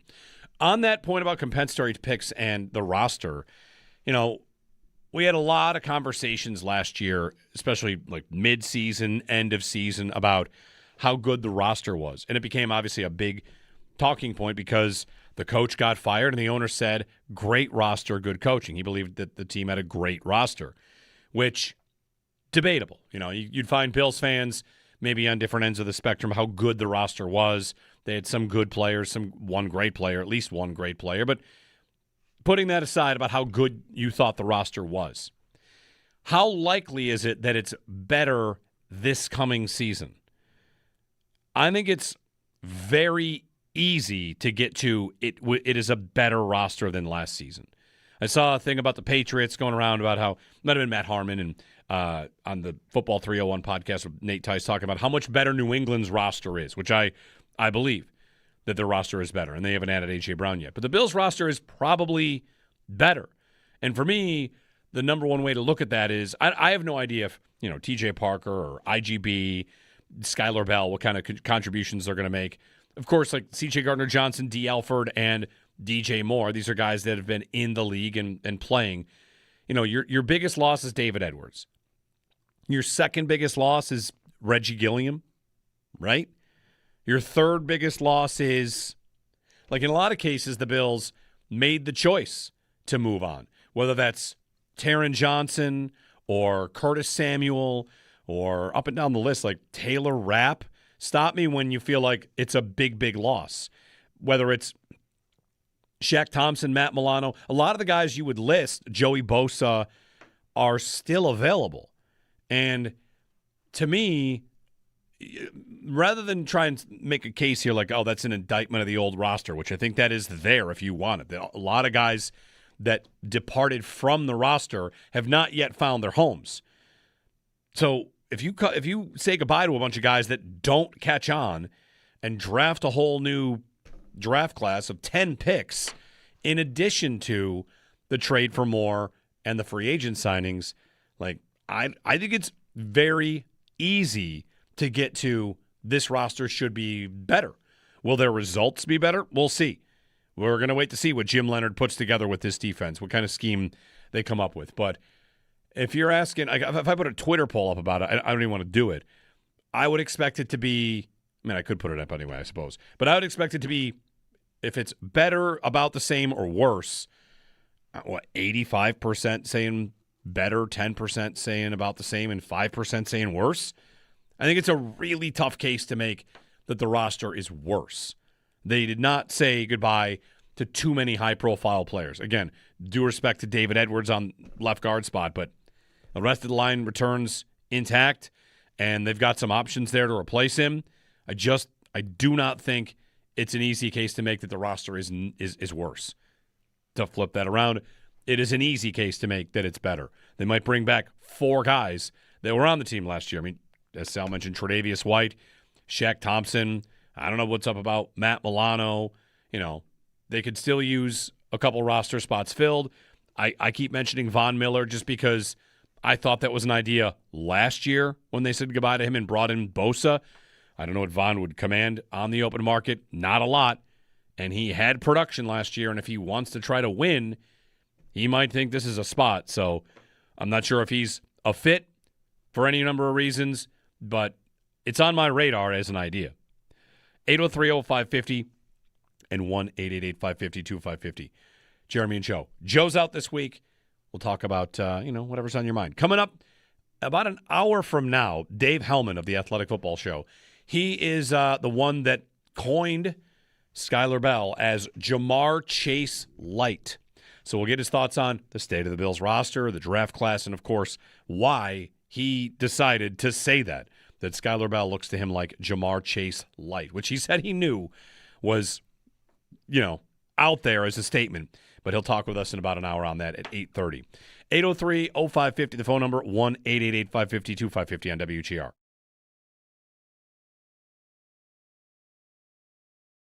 You got to find a way to beat him, and I think you got to find a way for your top line to – they don't have to carry you, but they're going to have to contribute, right? Yeah. Like yesterday I heard the slow drum beat of – Jeremy went here for AAA insurance. We mentioned it with Paul AAA, of course. about hey, we're not saying Tage has not been good, but like I was just looking for him in overtime, looking to him to make the play, to become the legend. And then we got a caller that kind of dialed it up a little more. And then I think Greg Wyshynski, I heard a clip from him saying, where has Tage Thompson been? Which, again, like I don't agree and go that far on that. I don't think it's been some sort of he's been missing scenario.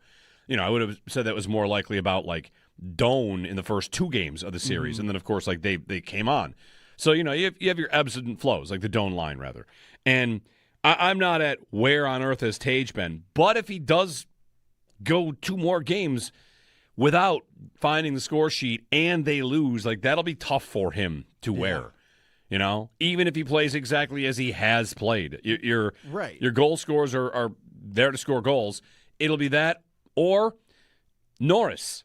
Norris is the highest paid forward on the team. Mm-hmm. Norris is the guy that getting that deal from Ottawa to – I don't know if he's supposed to take them to the next level or if it was just a bit of a gamble at the time. It felt like a gamble. Feels like, yeah, it was a well, we got to get rid of this guy. Yeah, you got to get rid of that guy. That we can get a great player out of Norris out of it. Yeah, and that's worked fairly fine. Yeah. It's funny. He misses 2 games here in the playoffs, and we had wondered if he could stay healthy. And Norris at the end of the regular season was on a pretty good clip of playing a lot. Mm-hmm. And at the very end had been a clip of scoring and putting up on the score sheet. So, man, I just feel like they need him. They need somebody. I'm looking. I'm begging somebody to take over a game because for them it's Swayman, and then you get your Pasternak contributions. And for the Sabres right now, they've had depth of scoring, breadth of scoring. Like you said, they're fine. They're in a much better spot. Much rather be the Sabres than the Bruins. Absolutely. Right?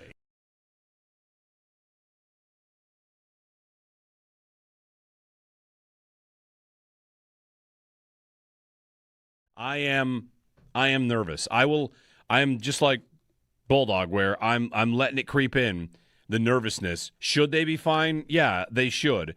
But I cannot dismiss the psychology of they're Boston, we're Buffalo. They always win things, and we never win things. And I know it's just the first round. It's part of the reason why like this series is so important in this matchup. When it was 3-1 and the Sabres scored first, I am ready, searching for the NESN tweet about how the Bruins got their perfect opponent. Like I'm ready to bust out that receipt and say not so fast. And now, I'm feeling don't poke the bear. Yeah, I hear that, but I think when you look at the series so far and you look at the 2 games Boston's won, what's happened for them in those 2 games? They've gotten Swayman to be unbelievable. Yep. Like maybe definitely game 5. Game 5 definitely was game 5 great. Really impressive. And now he's a Vezina finalist, and am I crazy for thinking like, that's going to boost him even more? Nah, maybe. I think he would be maybe more concerned if he hadn't been a finalist. Fair. Yes. All right. Good. So, that's better perspective. Right. That's right. I think you'd have a more annoyed Swayman if he had not been named as a perfect. Finalist. So you've got these low scoring games where Swayman is unbelievable, and there are periods of time where the Sabres look great and are dominant and are just getting stonewalled. And I think if you're going into all right, what do we need here now? It's 2 more games. You win 1, you're done. They got to win both. Yeah. I think you feel pretty good about the chances of if you are able to keep just being dominant the way you have for the majority of the series. I think you feel pretty good right now because it's only gotten them 2 wins, and it's gotten you 3 so far. And I think you're going to be all right. I think you just got to trust you go in tomorrow night and just do your thing on the road and hope that, you can beat Swayman. And I think if you can do that, you win. Yeah.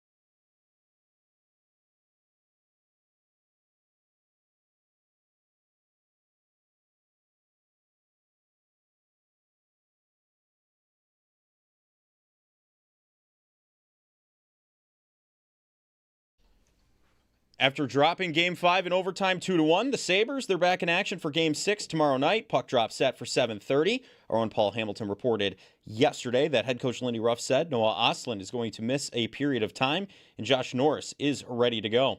All of the Game 6 action will be right here on WGR. Some results from the playoffs last night. Montreal, they beat Tampa 3-2. The series is 3-2 in favor of Montreal. Vegas beat Utah 5-4. Vegas leads the series 3-2. And the Flyers took the series over Pittsburgh after a 1-0 win last night.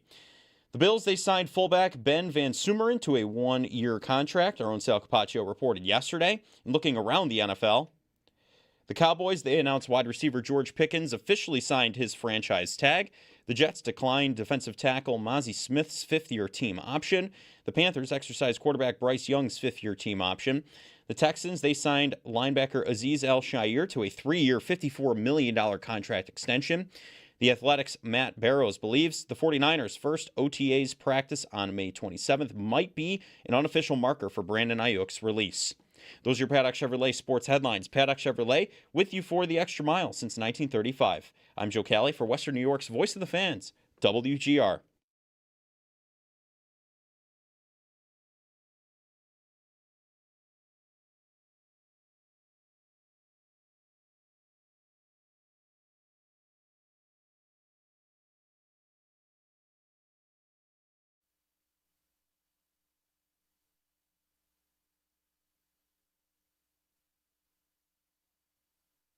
I thought that he was pretty seamless in going from receiver to run after catch, especially on in-breaking routes.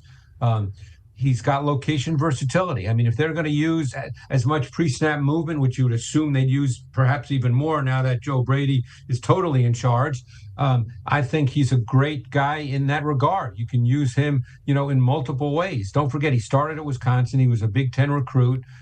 I really liked Skylar Bell. The more he's one of those guys because he's not suddenly explosive. So, the more I watched and the more I appreciated the way he played the position. Greg Cosell on new Bills receiver, Skylar Bell. We'll talk with the man that coined the phrase Jamar Chase Light coming up, Dave Hellman of the Athletic Football Show in about an hour. I would just like to say, sometimes sit in this chair, people will come at you like, remember when you said this? Remember when you said that? And I would just like to come at those of you collectively that maybe this year would have said, they don't need a receiver.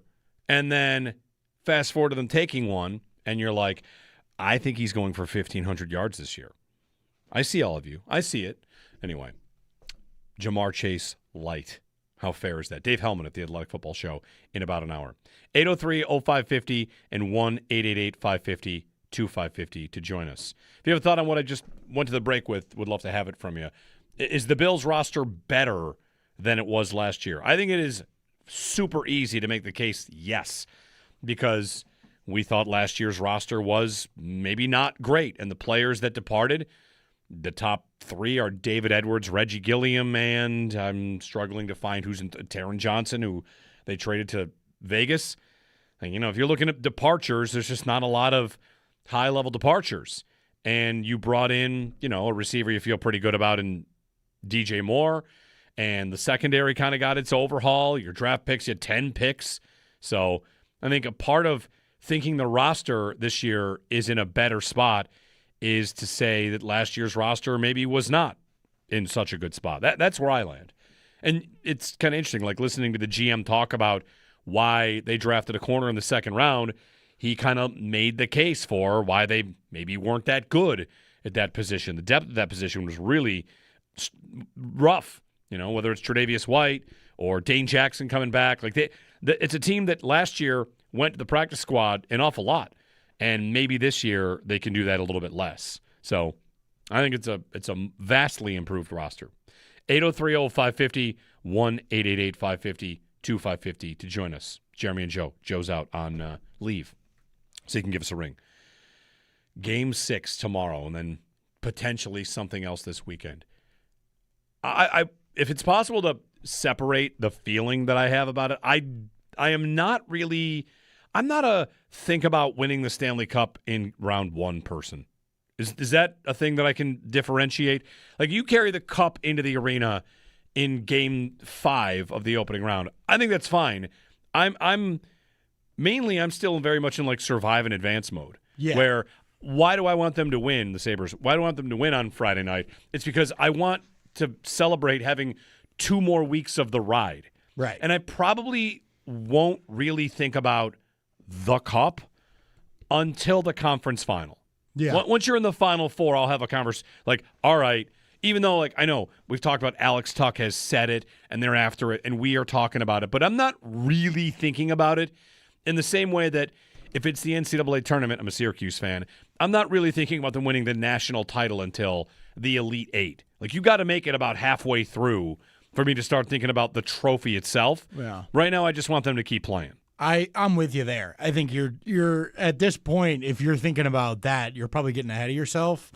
And like, you've got to the NHL playoffs are a war. It's a grind. It is long and hard, and there are twists and turns. Doesn't it feel like the series has already been happening for a month? Yes. It feels like we've played Boston 70 times. Yeah. And so, we've watched that game so many times, it feels like, but it's really just, all right, we're going to game 6 tomorrow. Like, it's not that crazy, but it feels so huge. And there will be, a million guys that get hurt or that suddenly aren't playing well or that wake up and get hot on every team in the league that are going to change the course of the playoffs. It's very sort of, you can't look too far ahead of your windshield in the playoffs here because so much changes so fast. A hot goalie, a cold goalie, injuries, all of it can just end or extend seasons out of nowhere. So I think this time of the playoffs is, survive and try and get through to the next one so that you can see how deep can you go. And, there are ways that I think about, like, oh, could they win the cup with this, with a power play that can't score? Or does their 5-on-5 scoring make me think they can win the cup? There are things I think about in that way. But I'm not like, I think they got like a 20% chance to do it. Like, right. you have no idea. You've got to just play. And, you look at the game in front of you, and that's been, that's Lindy's whole thing this year is one more game, right? How many times have we heard him say, just win one more game, that's all we're thinking about. We don't nothing else on our mind. Just one more game. Money Puck puts the Sabres as 4th most likely to make the Stanley Cup final. 4th. So it's Colorado, Carolina. Yep. The third one's tough to get, but you could get it. Vegas? Yeah, it's Vegas. Now, these are teams that are either through or up in this round, and maybe the draw looks better for them. Like, what's, Minnesota, Dallas, whoever wins that series has to play Colorado, of course, right? And but the Sabres has as 4th best odds to win the cup and make the final, which those are pretty darn good odds. You take those. If I were to silver lining one thing about the power play, I was digging into the power play, and at moneypuck.com, like the numbers of 5-on-4. The Sabres power play, as we know, has struggled. Yeah. Now, on the expected goals percentage, it's not terrible, but of 16 playoff teams, the Sabres goal, doing this for like per 60 minutes because some teams have had 20 power plays and some teams have had 10. In goals scored per time on the ice, they are, let's just say, last. If they played a full 60 minutes of the power play, their goals for would be 1.5 based on what they've done. The silver lining there, though, is this. If they get through Boston without any help from the power play, I kind of get to reset. Yes. Even though I know Boston's penalty kill came in not that well. Whatever. It's all about matchups. Now I kind of get to reset like, all right, scrap it. Who cares? Now I'm in a series with Montreal or Tampa, and it's if the power play can be just moderately okay, they might be in a great spot to win any series. Agreed. Like that's where Dallas is only alive against Minnesota because of their power play, and same with Anaheim against Edmonton. I tweeted the same thing out the other day. I said, would you rather be Buffalo with proven 5-on-5 scoring that is against a team that is built to stop that? Would you rather be that team that can do that and has shown that, or Dallas that is getting nothing but power play goals, tons of power play, and at any moment some team could figure out how to kill your power play, and you are now like scoring a quarter of a goal a game? I'd rather be Buffalo every time. It's way easier to figure out how to get a power play to wake up than it is to figure out how to score 5-on-5. You would think. Right. Again, this power play's had trouble waking up. For sure. Yeah. But, and not to mention how much of the game is played 5-on-5 versus on the like whatever. There's a lot that I think makes 5-on-5 scoring way more valuable. Dallas has in the playoffs so far 8 power play goals. Yeah, I think they've got three or four non-power play 5-on-5 goals, and the Sabres have 1. Yeah, like it's a pretty stark difference. It's incredible. 803-0550. Luke in Silver Creek. Luke, good morning. Hey, good morning, guys. Morning. So I just wanted to throw out that you might be getting a little nervous here, but I did take the Sabres in 5 at the start of the series, and it was plus 400, so it was never really that likely to begin with. And if I asked you at the beginning of Game 5, you've got to finish this game with the last 2 periods with Kozak, McLeod, and Thompson as your only centers that are playing. You probably wouldn't like that as a chance to win. So I think we're fine. We'll get them. Yeah, well, you're going to have to finish the series with those guys and Norris in there as well. Also, Kozak, I mean, his numbers for the game were good. So I know it kind of threw their forward depth off a bit. Yeah, I'm so ready to say the thing I'm going to say if they lose on Friday. I'm so ready to say it. And it's like an obvious thought, but it's one of those you miss 100% of the shots you don't take obvious comments that is also profound, and that's that every team that ever won in the 7th game lost 3 times in the series. You know, like if they get to Game 7, it doesn't matter how you feel. Every single team ever that won a 7-game series in 7 also lost 3 times. That's Florida Edmonton in the Cup final. You know, momentum about that series, how it was 3-0, then 3-3. Anyway, Glenn in Orchard Park. Hey, Glenn. Hey, guys, this is awesome to talk to you. I'm the guy that wrote the Buffalo Sabres song you've been playing. Just wanted to say a quick thank you on my way into work. Ah, beautiful. Thank you, Glenn. Thanks for writing the song in what? What year did you do that? 06? It was the last time they were in the playoffs. Okay, 2012, 11-12 then? 10-11? 10-11. Yeah. Hey, listen, I'm not a huge Sabres detail guy, but music's my lane. But if I could, a quick shout-out to Cammy Clooney. I used to be in a band like 40 years ago with her dad, so I've kept in touch recently. And I texted her mom as soon as that happened and said, your daughter handled that like a friggin' pro. You know, she just kept going. She didn't get rattled. And to me, that is like the sign of a true professional. So kudos out to Cammy for not letting it rattle her. I just wanted to send that out to the community. Thanks, Glenn.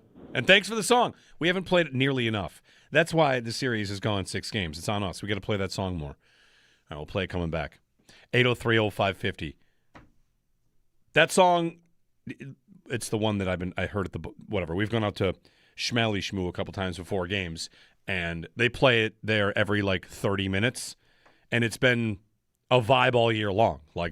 From the opener to, now that they're in the playoffs. That song for me is very much like part of this year. We'll play it on the way back. 803-0550 is our phone number. A thought on the Sabres, on the series, whatever you want. You can join us. We're talking some football today as well. State of the roster. Sal's got his piece up at WGR550.com on quarterback.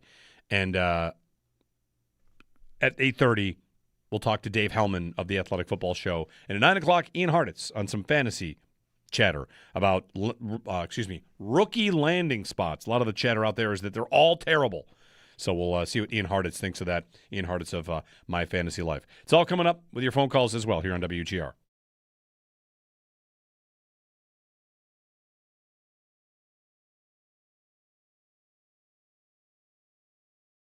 How much has been Swayman, and how much has been the Sabres aren't getting the chances, the good enough chances? Because there have been some games this series. Sportsbook, I thought official game sportsbook. 1, he made a lot of saves. I didn't think they had a lot of grade A's. Game 2, they had almost none, right? Game 5, early, I didn't think they looked great. So what percentage is Swayman, the Vezina finalist, the reason, and what percentage is, I don't know that Buffalo has had the kind of chances that they normally do? I think it's probably fair that it's probably maybe a little bit of both. I think when they've had good ones, he's been good, but they also have not gotten, I guess what you would say, the area of the chances that they wanted around the net. Those early games in Buffalo, it was a lot of perimeter scoring or a lot of perimeter passing, a lot of perimeter shots. I don't know how many in the high danger area that you'd say that they actually had. I thought Boston's done a really good job of trying to keep them out of the middle for the most part in games that they've played well. Obviously, you had the one game in Boston where Buffalo blew them out with the 6 goals where they were coming from everywhere. And those were because of turnovers and the quick ability for Sabres to transition those into chances. And Boston's really not had any opportunity to maybe kind of set up camp, I'll say, on defense. When they've had the ability to set up on defense and push them out to the outside, I think they've done a pretty good job of defending Buffalo. And then I guess couple that with Swayman seems to be locked in, and maybe I think that's kind of why they've had that struggle to score. I mean, again, the other night, if you would have said, look at Alex Lyon's going to let in 1 goal through regulation, you'd sign up for that every single time, but it wasn't enough. Yeah, I think a big part of it too is that Swayman has been really good and made some big saves, but he's also not given up a stinker. That right. I think is the big thing. Like, goaltending is all about, make all the saves you should and then give us a few extra. And Swayman has made all the saves he should. He has not given up the low danger chance that we saw Luukkonen give up in game 2. That was sort of the backbreaker, lose you a game because of a momentum swing moment. And I think that is a big part of what Swayman's brought is like, okay, Boston knows we can do our thing. He's never going to give a bad one to them. Yeah. He's never going to gift wrap one for them and like put us in a hole. If he's getting beat, he's getting beat, and we did what we could.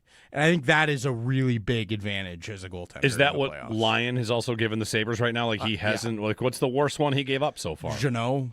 I know, and some people screen? even think that was fine. It was a screen. I think it was not a good shot to give up just positionally. Right. Game 3. Yeah, game 3, that shot I thought was not great.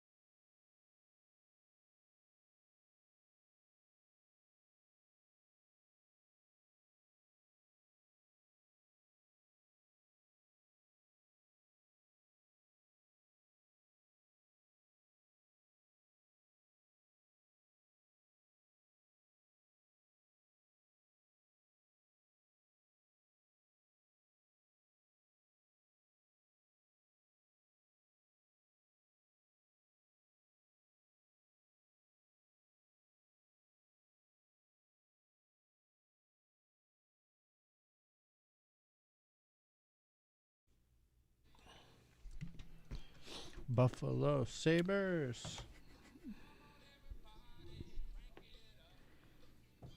The Buffalo Sabres. One by one.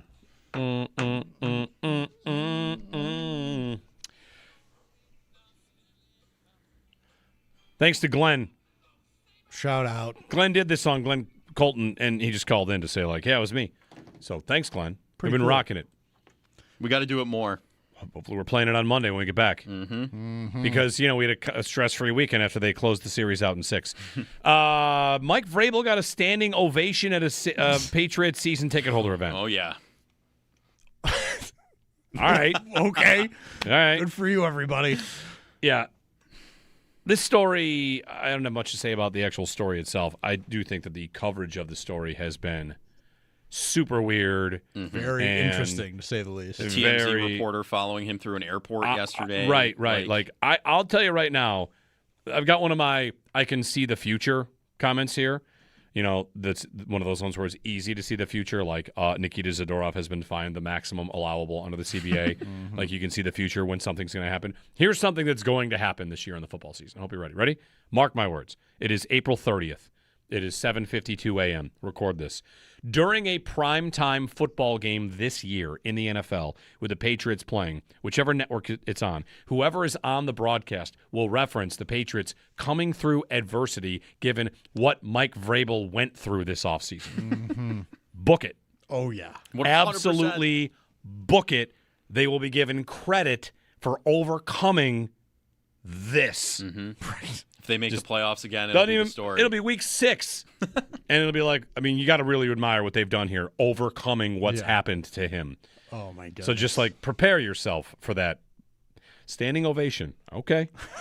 Meanwhile, there's a equally funny story. The Daily Mail has suggested that if they decide to move on from Tomlin, there's an increasing idea. Would it get in the way? Is it too much of a problem that they would, if they had to move on, the name they would consider is, wait for it, Mike Tomlin. All right. I think they're the only one reporting that. Yes. That's a very just kind of the Daily Mail reporting. Mike Tomlin's a name they would consider. Okay. All right. Okay. Please do. Yeah, right. Please do. What a story. So glad that's not it would not be a comfortable situation to talk about for your football team. The coach is out getting whatever. Yeah. Not fun. The tabloid nature of it is just it's one of these ones you kind of can't convince me to care about it, even though here's where we're talking about it, making fun of it. Right, of course. But just all right, slow news day, huh? Right. I mean, it's big news. Don't get me wrong. It's just the whole thing is weird. Anyway, 803-0550. We're going to do our shots of audio. It's our Thursday feature. Sometimes we move it around. 8:30, 9 o'clock. We got it coming up next segment. Also with your thoughts, your calls on Game 6, how you're feeling. And at 8:30, don't miss it, we've got Dave Hellman of the Athletic Football Show. He's the one that said, I know it's out there. I know I'm going to catch it for this, but Skylar Bell is Jamar Chase light. So we'll see what it was that made him say that and how much he likes to fit with the Buffalo Bills. And, of course, the full draft class. 803-0550 is our number, and 1-888-552-550.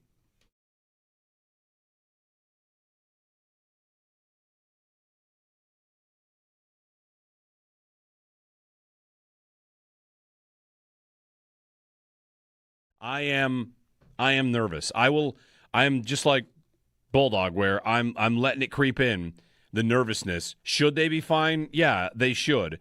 But I cannot dismiss the psychology of they're Boston, we're Buffalo. They always win things, and we never win things. And I know it's just the first round. It's part of the reason why this series is so important, this matchup.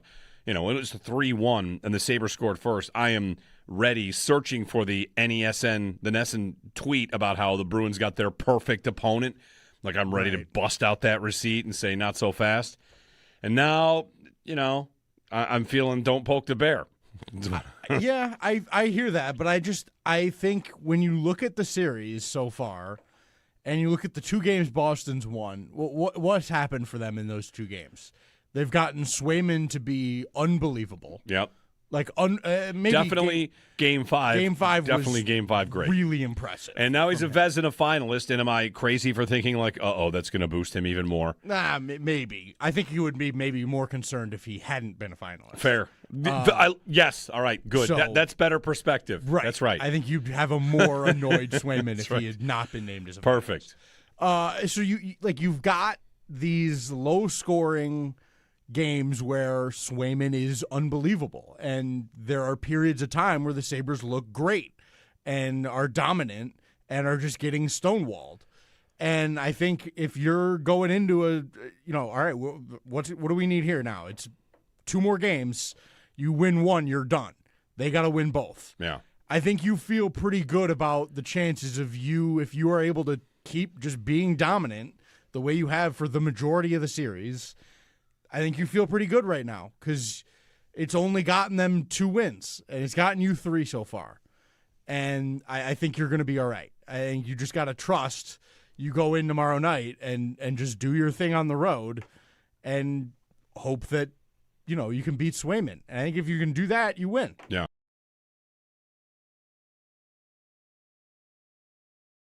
To the state of the quarterback roster, of course, like you start with Josh Allen. He enters the season off of an injury, and all expectations are he was going to be fine to start the phase 1. The foot would be fine. So where are things with Allen and his foot? I didn't notice him. I didn't notice a limp when he banged the drum at game 2. So that's my evaluation. Looks like he's probably fine. Yeah, everything we know now, we do not get access to these workouts that are happening, and when they have the OTAs and the conditioning stuff and all of that, and those are happening pretty much all the time now, 3 days a week. We don't have access, but we know that Josh is out there and he's doing what he's supposed to be doing, and everybody says that it's kind of full steam, full go. No concern about that. I think if there was some sort of concern at all, like we would probably see them make some sort of additional move here. I don't see that at all. It's been consistent communication to us in the media from Brandon Bean, from Joe Brady, from Josh Allen that he's fine. So he's ready to rock and roll. So I don't think there's any issue there. And I think they expect Josh Allen to be completely ready to go. And not if he's not already doing that, then certainly by, the summer and the season.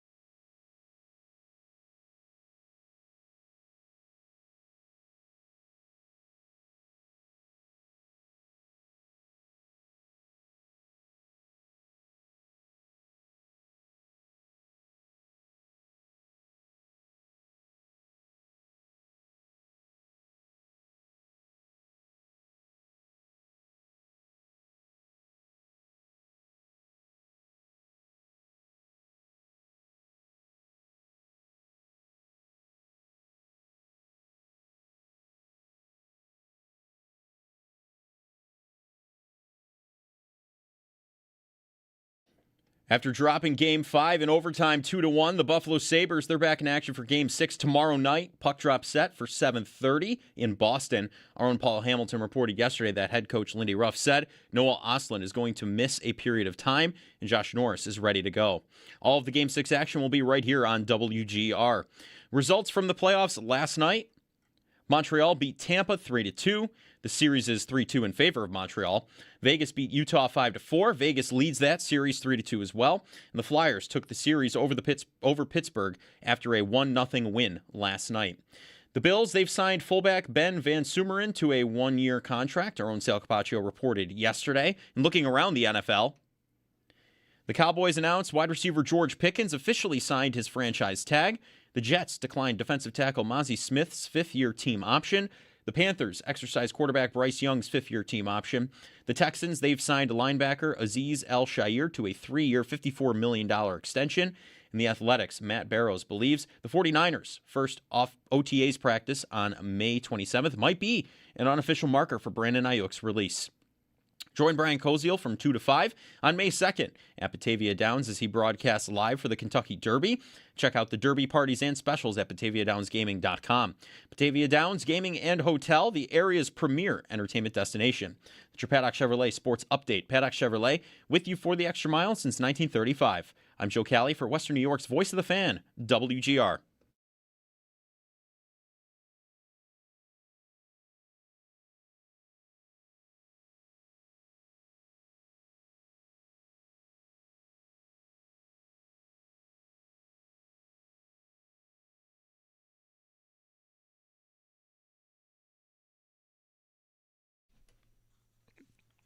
Shots of audio. Joe Kelly takes over and drops us, sound bites, audio, whatever you need from around the sports world, and we roll through it. Good morning, Jeremy and Joe. Joe's on leave, and, we're chatting a couple things with you, but here we do this fun little feature. We never know where it's going to take us. We are at the whimsy of Joe Kelly. This also I've got something I do want to bring up later in the show at some point whenever you guys are ready to talk about birds today. I have a bird-based question for everyone out there, not just for you two. I'm not expecting much help from you two on birds. Hey, you never know. That's true. That's true. You guys surprise me all the time. Government robots, as some call them, but you never know. We're gonna get. We're gonna start pretty rough here. This is gonna be rough on the ears, in the best way possible. The Sens, we know, had a pretty quick series that was kind of down and out. They tried to fire up the opposing crowd with a fight early from Brady Tkachuk, so they did have a controversy though in the fan base. They had a song released, and the fallout from that's pretty funny. It's been a minute. 2 Hurricanes fans go round the outside, round the outside, round the outside. Guess who's back? Back again. Sens are back. Yeah. Okay, so they did a spoof song on Eminem, and it's the Sens are back. Sens are back. Pesky Sens. The Sens are back. Okay. Yeah. There's still a little more to this, though. Something happened. The Senators got involved. Pesky Sens. Hello, Sens fans. Kyle Ivan here. As you can see, I am in Asia. This is not AI. I am actually here. I have been sent here by the Ottawa Senators organization because they wanted me as far away from the Canadian Tire Center as possible. And that didn't end up helping. It didn't work. No, it did not help. It did not. But yeah, they sent him away to Asia. Sent this poor guy halfway across the planet just to get swept. So they did a parody song. They went down 2-0, and they're like, let's get this guy away from the arena. We got to get him out of here. And then they got swept. Yes. Yeah. All right. Yeah. Tough. That poor guy's like Steve Bartman. He can't be around the team ever again. Right. No. Yeah, that's tough. He's doomed himself from here on out. Not a fun time. Yeah, no. That's tough. All right. We'll stick with the NHL playoffs from here. We're going to stick close to home. Alex Lyon, as we know, kind of a lunatic in certain scenarios. Josh Doan doing an interview here with the TNT crew, and you'll hear a funny noise coming from behind. Does he leave you alone? And if you did speak to him, what did he tell you? Yeah, he just sends texts. Obviously, it's a big game for us and them. There's Al going through. He's fired up. There's Al going through, screaming down the tunnel. He's the best. He is the best. He's under contract for another year. I know. I love him. He's awesome. Love him.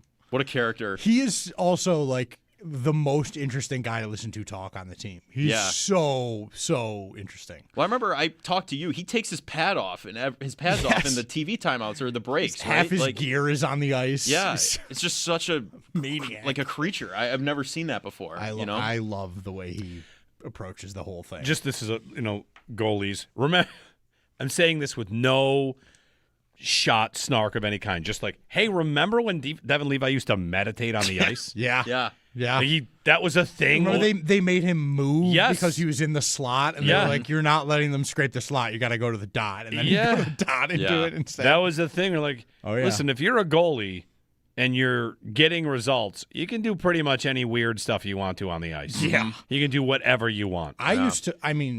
Don't even get me started on the list of things I used to do. Superstition stuff? It was insane.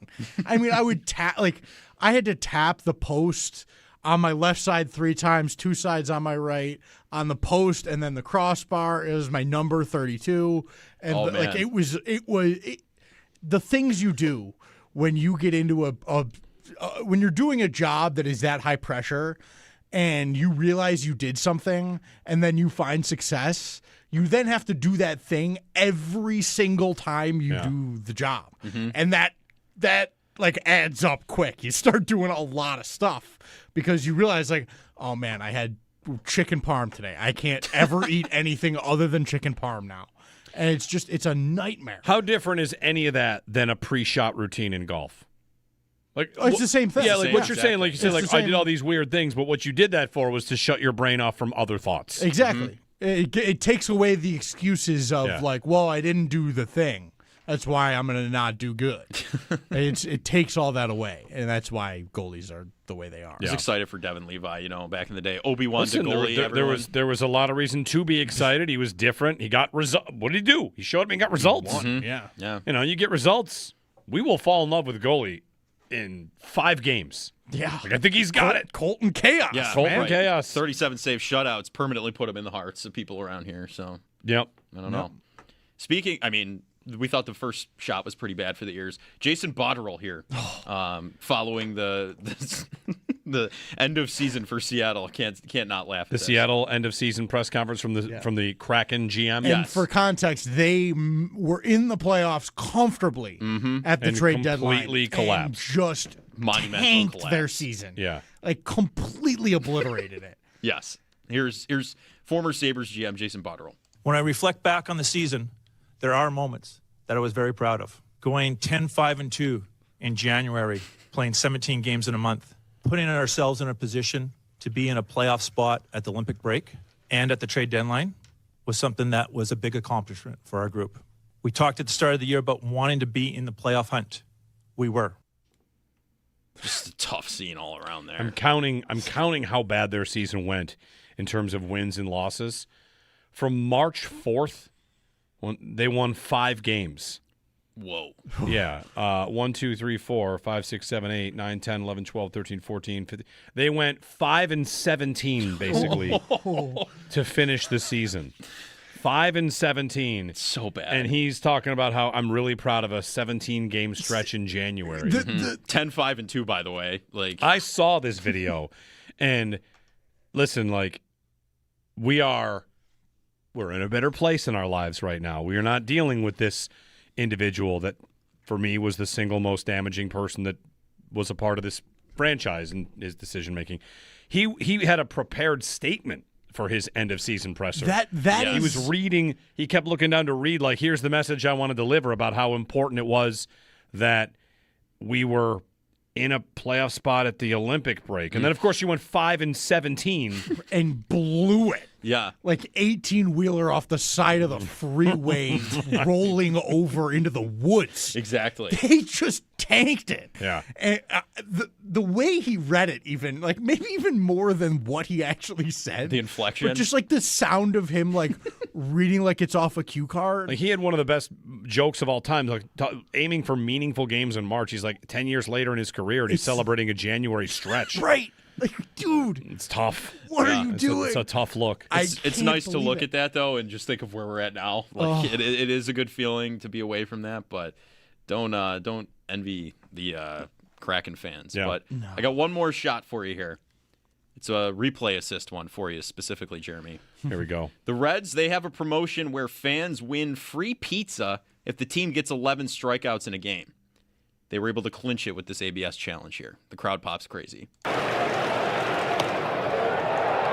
missed. ABS challenge powered by T-Mobile. The catcher that challenge to call a ball. Stevenson's 1-1 tonight. Can he win pizza for those in the stands? The crowd ready to burst. That's a strike. All right. I support ABS challenges only if it means that the challenge means that the crowd wins pizza. You're going to get that promotion for an Yes, ABS that was the challenge, 11th strikeout of the game. They won pizza. Yes. That's pretty good. I'm into that. That I crowd like that. pop was pretty electric Yeah, for it was. some That's awesome. Yeah. The But- crowd has been weirdly into the ABS stuff this season for the MO. Like, crowds get in it, and they, like, it's really interesting. I think if there is a league doing a decent job with something like that, review-wise, I think the MLB is doing a pretty good job. It's fast, the players do it, and it's like, boom, boom, we're done. All right, gone. Yeah. And I appreciate it. Well, I'm happy. You know how I feel that we I are know. slowly descending into an unrecoverable spiral into the officials being the main characters of every single thing we watch. It's true. Speaking of that, how about Jamie Benn?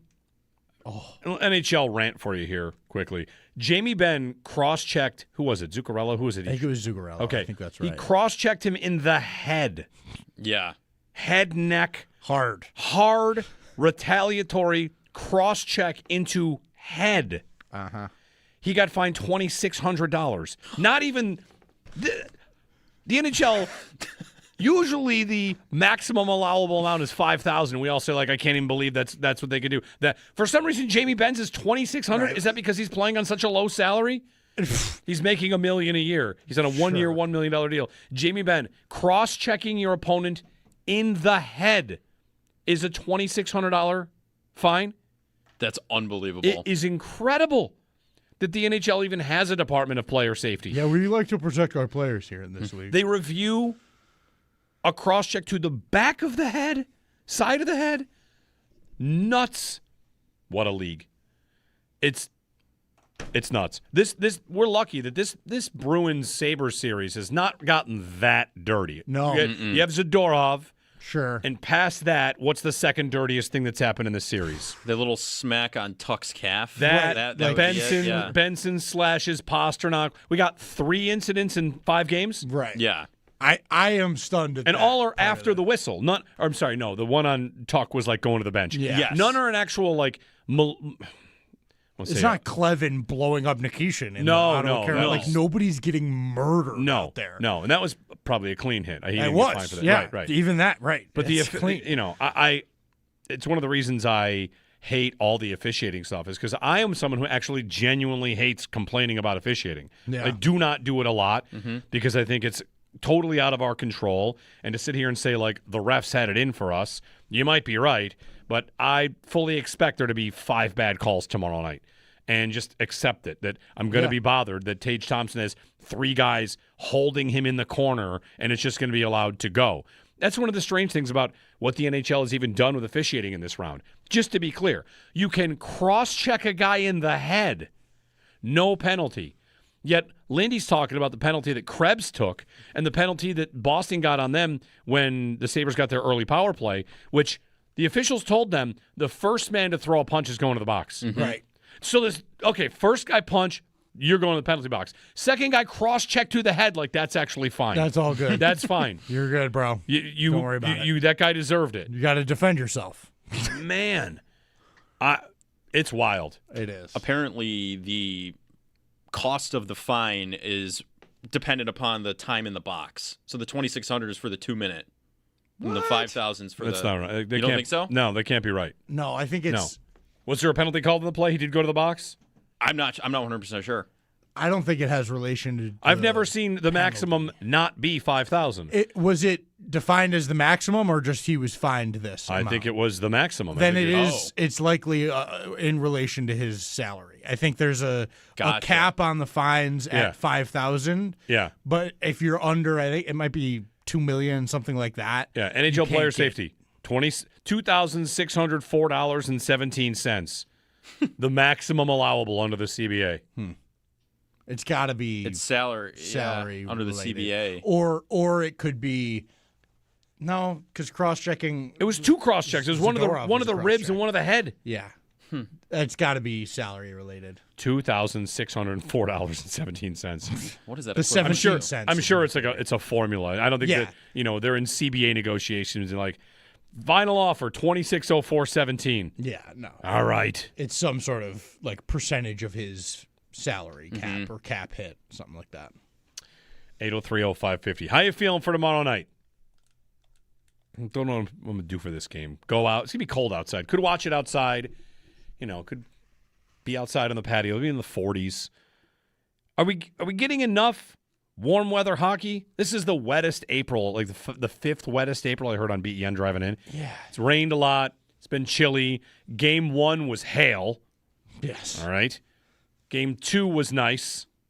And a couple nice days the last couple weeks, but it's another reason they have to win this series. Get to the next series so we can have the 68 degrees Canal party. side. That party. Get to May. Make a run in May. Get to May. Tomorrow is May Day. Yes. And it's Sabres Bruins. Need that a makes hero. you feel pretty good. I don't know. Nothing's going to make me feel good until it's over. Really, nothing's going to make me feel good. I am living in a state of not feeling good. Even though it's not that I don't like their chances. I did not do the thing that I often do in this spot, which, gamble responsibly. I like to place emotional hedges against my team. Yeah. Yeah. And I mean small ones. This would have been the perfect spot to do it. Yeah, like $20 on this. Oh, $10. $10, that if they whatever. blow this whole thing, all right, here's I won $100 because the Bruins were 10-1 to win the series. This is a small little, all right, well, I'm going to make myself feel a little bit better. It's probably emotional hedge. And I do a lot of emotional hedges. That's fine. And only when it's at a point where losing this would be colossally bad. Right. All right. It's I'll buy a $10 insurance policy on that. Yeah, that's a fair move. It's a fair way to operate. It's Yeah. probably not a good way to operate. But when you're used to your teams losing in the big moments, yeah. Got to do what you got to do, man. Right. You got to get through You got to it. do to get through it. 803-0550 and 1-888-550-2550 coming up in about 15 minutes. We'll talk with Dave Hellman of the Athletic Football Show on the Bills draft class, the Bills roster. Meantime, Sabres and Bruins, and what kind of game we going to get tomorrow night? Would you take Game 1's style over again? They were losing, but they looked pretty good for the most part. They won. I don't know. Which games are going to look most like? I bet that if what happens tomorrow will look the closest to Game 5. I think Game 5 is what the rest of the series is going to look like. I think that's probably right. Boston is awake. The Sabres are without Östlund, and the Sabres should be the better team, but you have to beat Swayman, and it's going to be close. Yeah. I think that's right. I'd love it to be another Game 4 where they just win 6-1, 4-0 at the end of the first. But I think the rest of the series looks like Game 5. And I don't say that the outcome, but just Boston will have stretches. The second period, Boston, to me, looked the best they had the entire series in Game 5. For sure. For sure. I think you're also, there's the possibility of a hiccup from Swayman is there. He's been almost perfect for them. He's not, I mentioned it earlier, he's not giving up one of those low-danger chances that I really focus on in the playoffs. And I think if he does that, that's backbreaking for them. And if they get one of those tomorrow night, I think they're swimming in it, and it's over. They need him to be perfect.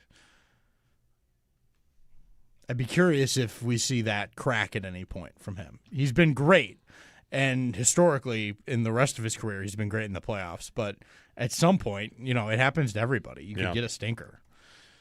Yeah, I don't know. I don't want to count on it. No, at all. Certainly not. But I just want to mention the possibility of we have not seen him cost them anything in the series so far, and everybody makes mistakes. His save percentage by game, I know that there's more to it than save percentage.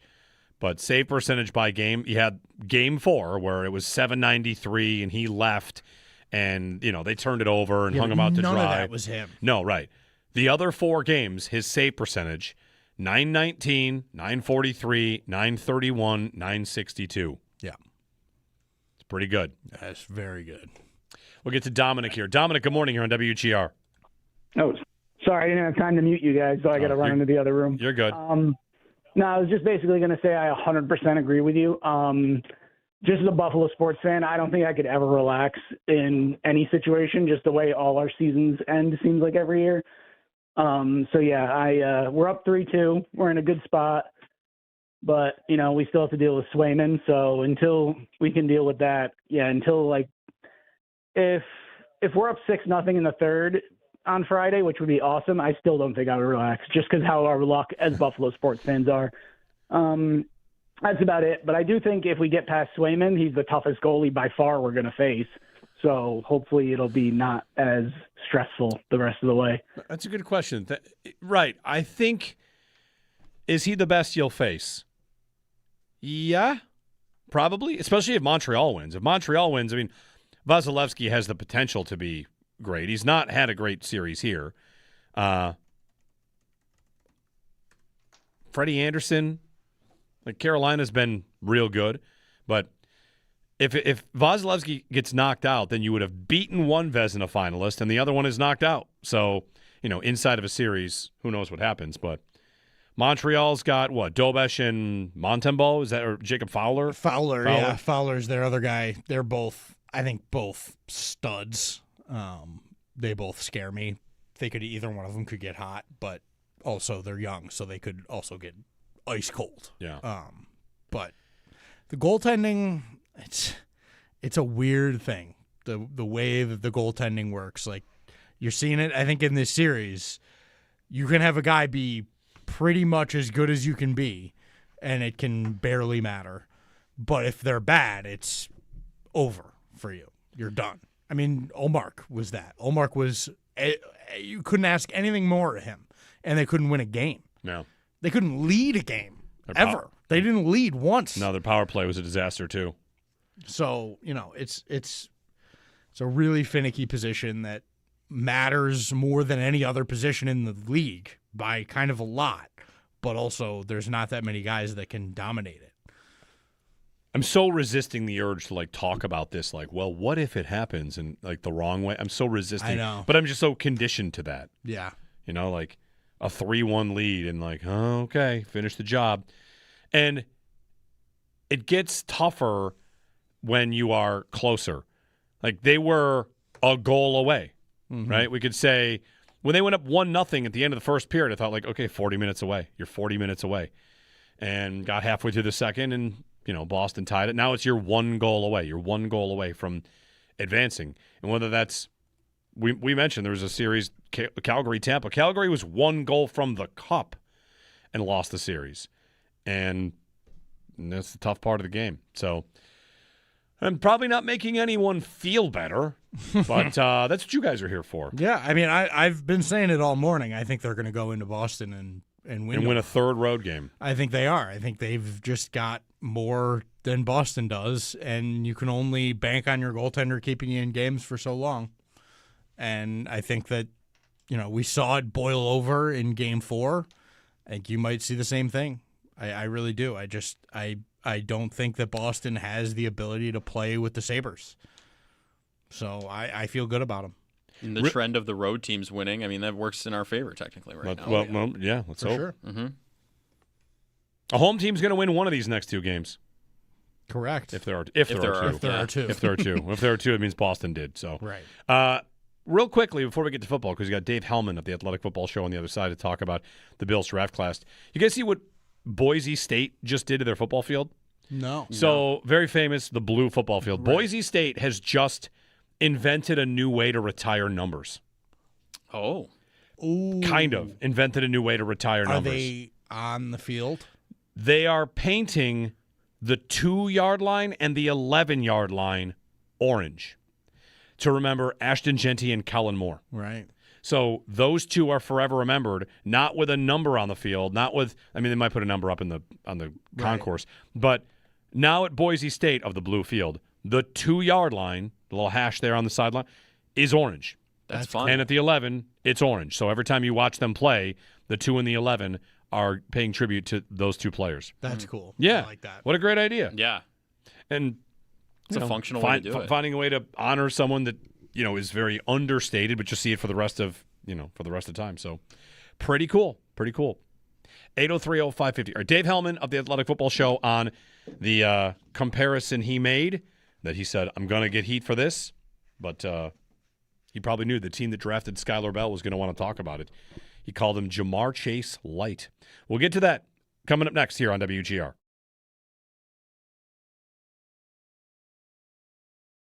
to the state of the quarterback roster, of course, like you start with Josh Allen. He enters the season off of an injury, and all expectations are he was going to be fine to start the phase one. Jeremy White here for Russell's tree.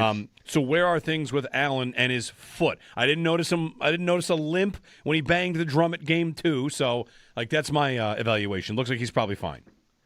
Yeah, everything we know now, we do not get access to these workouts that are happening, and when they have the OTAs and the conditioning stuff and all of that, and those are happening pretty much all the time now. 3 days a week. We don't have access, but we know that Josh is out there and he's doing what he's supposed to be doing, and everybody says that it's kind of full steam, full go. No concern about that. I think if there was some sort of concern at all, like we would probably see them make some sort of additional move here. I don't see that at all. It's been consistent communication to us in the media from Brandon Beane, from Joe Brady, from Josh Allen that he's fine.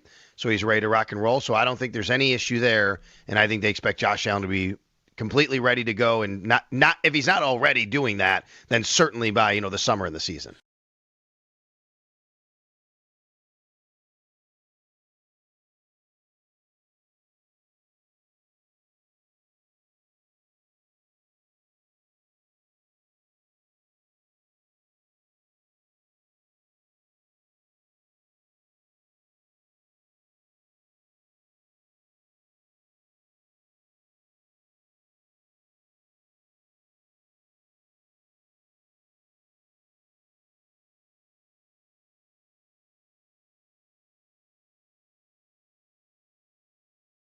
You got to find a way to beat them, and I think you got to find a way for your top line to. They don't have to carry you, but they're going to have to contribute, right? Yeah. Like yesterday I heard the slow drumbeat of, we mentioned it with Paul about, hey, we're not saying Tage has not been good, but like I was just looking for him in overtime, looking to him to make the play, to become the legend. And then we got a caller that kind of dialed it up a little more. And then I think Greg Wyshynski, I heard a clip from him saying, where has Tage Thompson been? Which, again, like I don't agree and go that far on that. I don't think it's been some sort of he's been missing scenario. I would have said that was more likely about like Doan in the first 2 games of the series. Mm-hmm. And then, of course, like they came on. So, you have your ebbs and flows, like the Doan line, rather. And I'm not at where on earth has Tage been, but if he does go 2 more games without finding the score sheet and they lose, like that'll be tough for him to wear. Even if he plays exactly as he has played, your goal scorers are there to score goals. It'll be that or Norris. Norris is the highest paid forward on the team. Mm-hmm. Norris is the guy that getting that deal from Ottawa to. I don't know if he's supposed to take them to the next level or if it was just a bit of a gamble at the time. It felt like a gamble. Feels like, yeah, it was a well, we got to get rid of this guy. Yeah, you got to get rid of that guy. We can get a great player out of Norris out of it. Yeah, and that's worked fairly fine. Yeah. It's funny. He misses 2 games here in the playoffs, and we had wondered if he could stay healthy. And Norris at the end of the regular season was on a pretty good clip of playing a lot. Mm-hmm. And at the very end had been a clip of scoring and putting up on the score sheet. So, man, I just feel like they need him. They need somebody. I'm looking. I'm begging somebody to take over a game because for them it's Swayman, and then you get your Pasternak contributions. And for the Sabres right now, they've had depth of scoring, breadth of scoring. Like you said, they're fine. They're in a much better spot. Much rather be the Sabres than the Bruins. Absolutely. Right?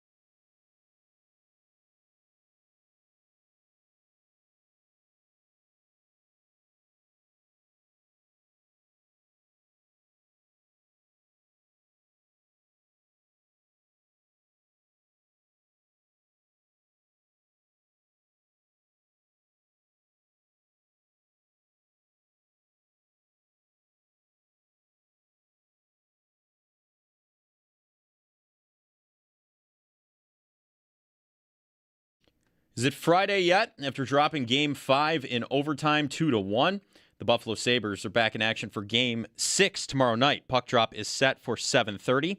Our own Paul Hamilton reported yesterday that head coach Lindy Ruff said Noah Ostlund is going to miss a period of time and Josh Norris is ready to go.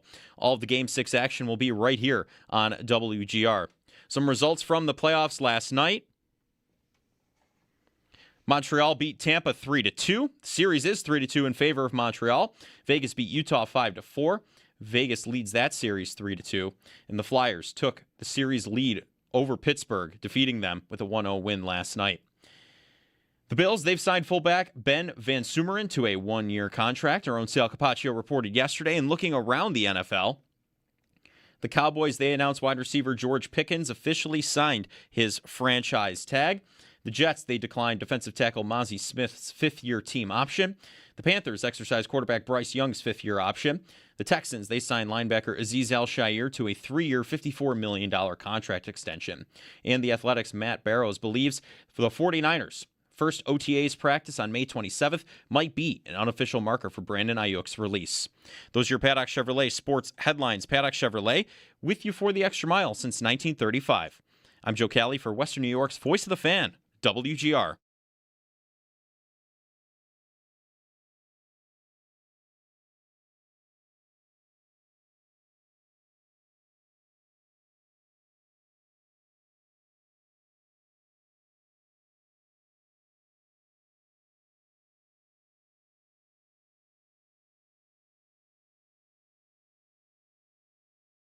Really like Bell a lot. Joe and I sat down with Pete and Drew Terrell a few days before the draft and just looked at certain players, talked about their fit. He was one that we kind of extensively looked at as a group, made sure we were all on the same page. He's a guy that we think can play inside, can play outside, has enough speed, good with contested catches. You saw some run after catch.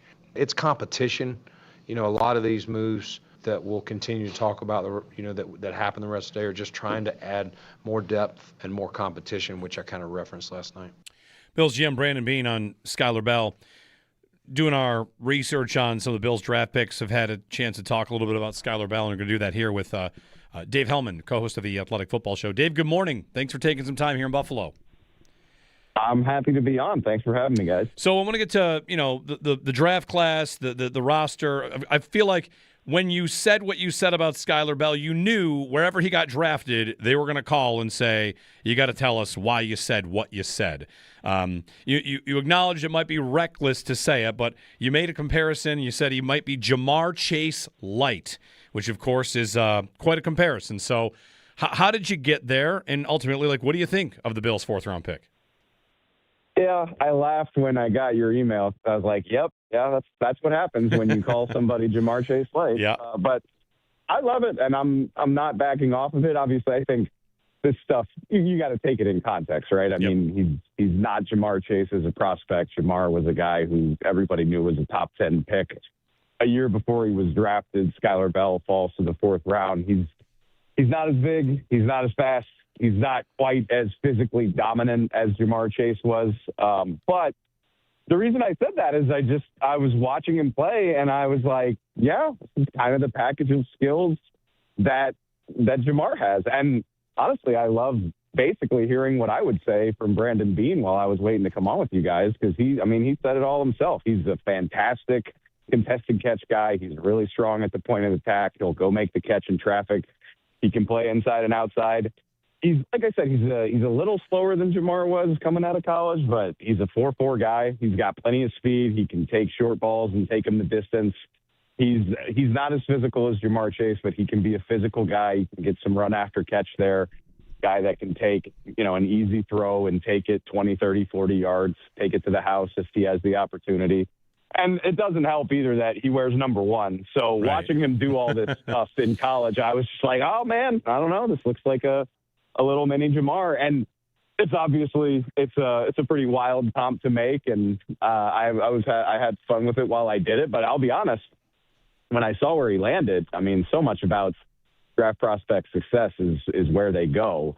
And I don't know if he's going to crack the starting lineup as a rookie or be a big part of things quickly. But when I saw he landed in Buffalo, I was like, all right, well, if he's going to come anywhere close to this comp, playing with Josh Allen's a great way to do it. Yeah. Dave, asking about like the draft process. I mean, it's months and months of picking apart prospects. And I had somebody ask me, like, if he's, this good and everybody loves him so much, how does he fall to the fourth round? And my best guess for something like that, and this could be about receiver or any position, is a lot of what I read about Skylar Bell is that he's good at everything, not elite at any one thing. And in the draft, I feel like traits get you drafted quite a bit. So, some other player that might be elite at one thing might go on the board a little higher because teams think they can fill in the rest. And I wonder, like, if you would agree with that or what you would think the reason would be that he lasted as long as he did. I think that is as good an explanation as any. I think there's probably not a singularly dominant or, like, blow you away trait. Like I said, I mean, the speed and the size are good. They're just not eye-popping like they would be. I mean, a guy like Jamar Chase, he's like 6'1", 200-something pounds and runs a 4.34. Skylar Bell is a little bit smaller than that, a little bit slower than that, which is it's more than good enough, but you probably wouldn't classify it as special. And I also think, no disrespect to UConn, it's not like it's an FCS program, but you're still not playing, you're not a Big Ten, you're not an SEC team, you're not going against the type of guys that get drafted in the top 50, top 100 of the draft every week. So I think those two things would probably be my reasoning. And look, obviously, I have no idea how good Skylar Bell is going to be now that he's in the NFL, but we see all the time. I mean, if there is a position, and also there are so many receivers coming out of college football these days. I mean, I've said it more times than I can count. Dane Brugler, my wonderful colleague at The Athletic, he had 17 receivers in his top 100 prospects in this draft. And it's been that way for the better part of a decade now. There are just so many good guys coming out.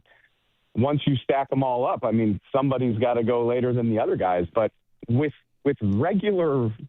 reliability, we're seeing guys that are third, fourth, fifth round picks go on to become productive NFL players or even star NFL players. So if there's a position where I'm willing to bet on a guy who fell a little bit, catching on and outplaying that draft slot, I think receiver is one of the better places to make that type of bet. Dave Hellman of the Athletic Football Show. I think next year you might get 17 receivers in the top 50. I know people are already like gaga over that over that class. Absolutely. I want to ask you about the Bills roster. One thing I'd mentioned today is like the Bills last season, they fall short again. They fire their coach. They move on to Joe Brady, which I know you're an LSU grad. Maybe you have a thought on Brady as a head coach here, but how do you feel like the Bills did overall in the draft, going primarily defense, T.J. Parker, Davison Igbinosun, and then, of course, moving a little into the fourth round, it was a tackle, it was Bell, it was a linebacker, Caleb Elarms, or it's not going to be the sexiest draft when you're picking not in the first round, but they had 10 picks in all, and I wonder what you thought.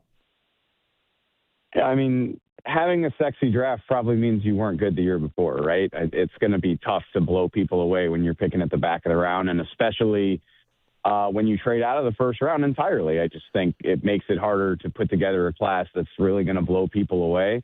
But when you factor in, the biggest thing that's going to help the Bills already happened before the draft, and that's obviously the trade for DJ Moore. I love that trade. I don't know if DJ is that caliber of receiver at this point in his career, but he's still plenty productive and can be the lead guy in a very good Bills offense.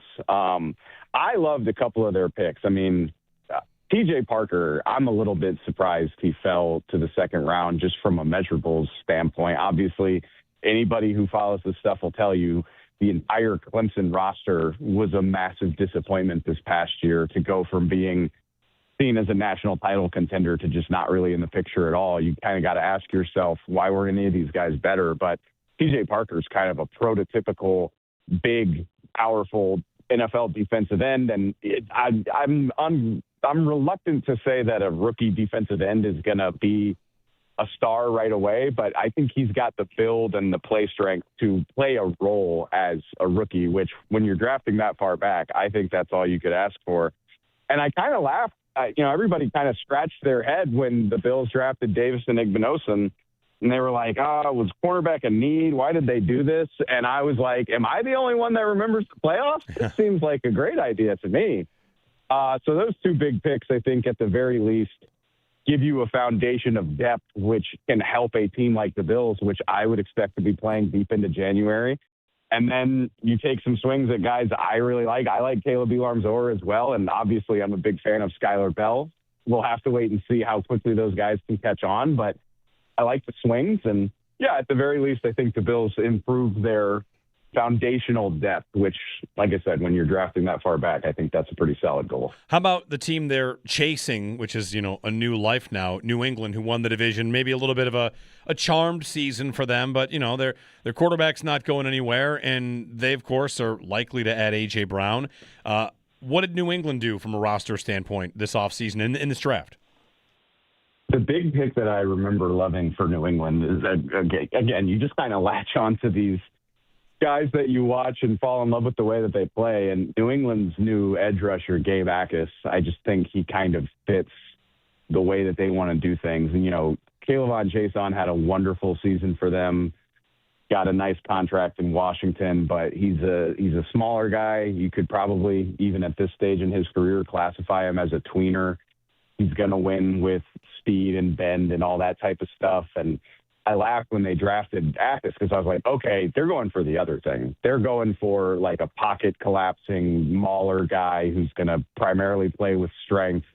The bend isn't as impressive, but he's just a guy that can push people back and sort of, turn the pocket into a vice grip, if you will. I mean, he's a guy with a high school wrestling background. He's got violent hands. And so I laughed when I saw that, and I was like, all right, yeah, that feels pretty Mike Vrabel-y to me. And then the big thing with them is we'll just have to see how well Caleb Lomu develops, because they were obviously at the back end of a tackle run.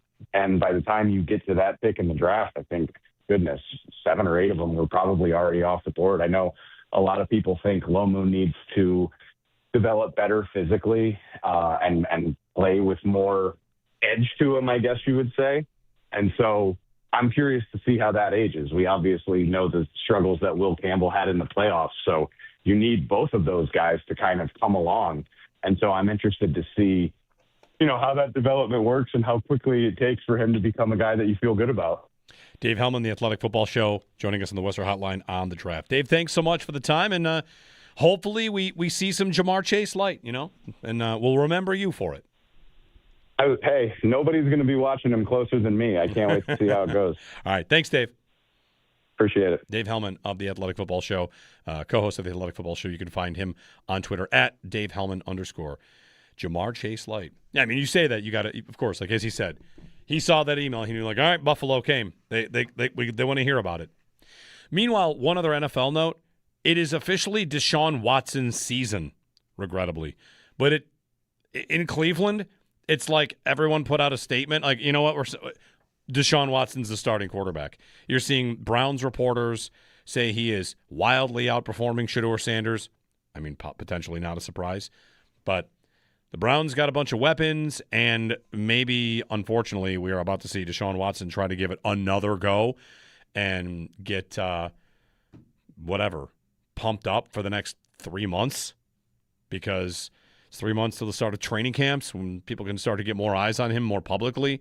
But in Cleveland, they are talking up Deshaun Watson right now. 803-0550. Speaking of rookies and landing spots, Ian Hartitz of My Fantasy Life is coming up at the top of the hour. Continue to take your calls on, the Bills roster, the Sabres in Game 6 tomorrow night. Anything you got for us, you can jump in. 803-0550 here on WGR.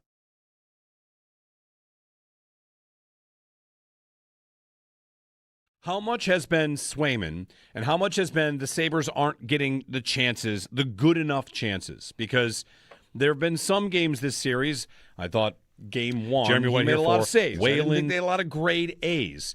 Game 2, they had almost none, right? Game 5, early, I didn't think they looked great. So what percentage is Swayman, the Vezina finalist, the reason, and what percentage is, I don't know that Buffalo has had the kind of chances that they normally do? I think it's probably fair that it's probably maybe a little bit of both. I think when they've had good ones, he's been good, but they also have not gotten I guess what you would say the area of the chances that they wanted around the net. Those early games in Buffalo, it was a lot of perimeter scoring or a lot of perimeter passing, a lot of perimeter shots.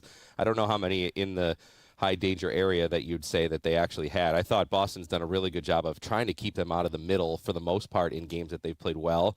Obviously, you had the one game in Boston where Buffalo blew them out with the 6 goals where they were coming from everywhere.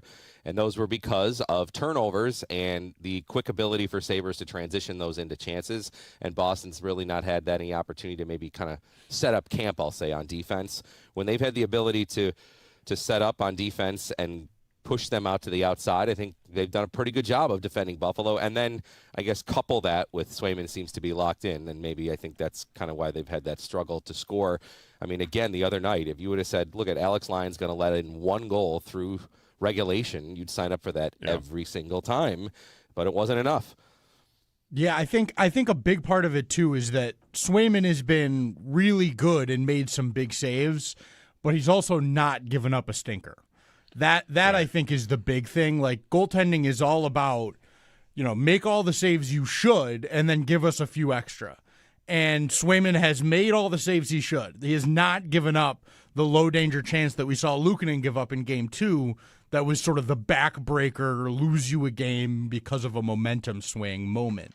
And I think that is a big part of what Swayman's brought is like, okay, Boston knows we can do our thing. He's never going to give a bad one to them. Yeah. He's never going to gift wrap one for them and like put us in a hole. If he's getting beat, he's getting beat, and we did what we could. And I think that is a really big advantage as a goaltender. Is that in the what playoffs. Lyon has also given the Sabres right now? Like he hasn't. Like what's the worst one he gave up so far? Jeannot. I know, and some people even think that was fine. It was a screen. I think it was not a good shot to give up just positionally. Right. Game but 3. Yeah, game 3, that shot I thought was not great.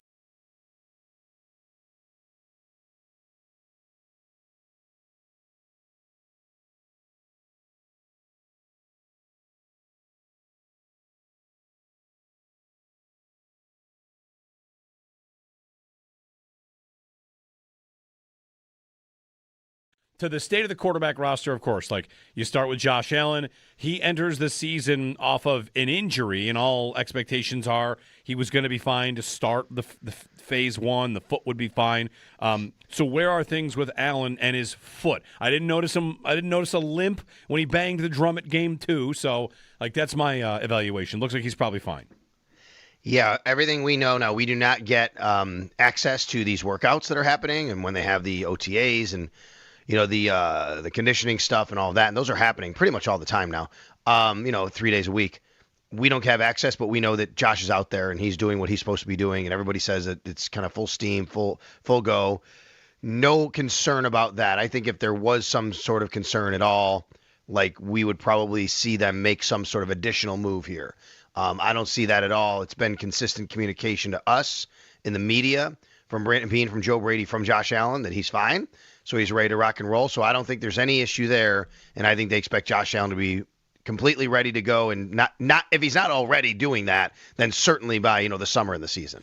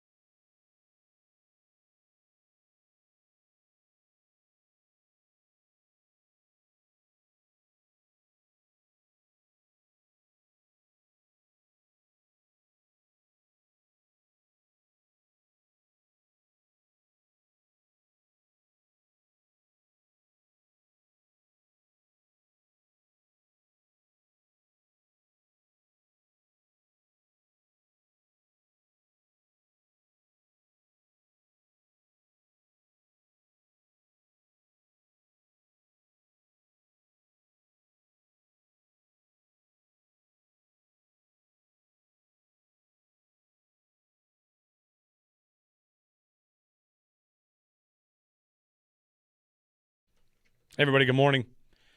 The Flyers advance.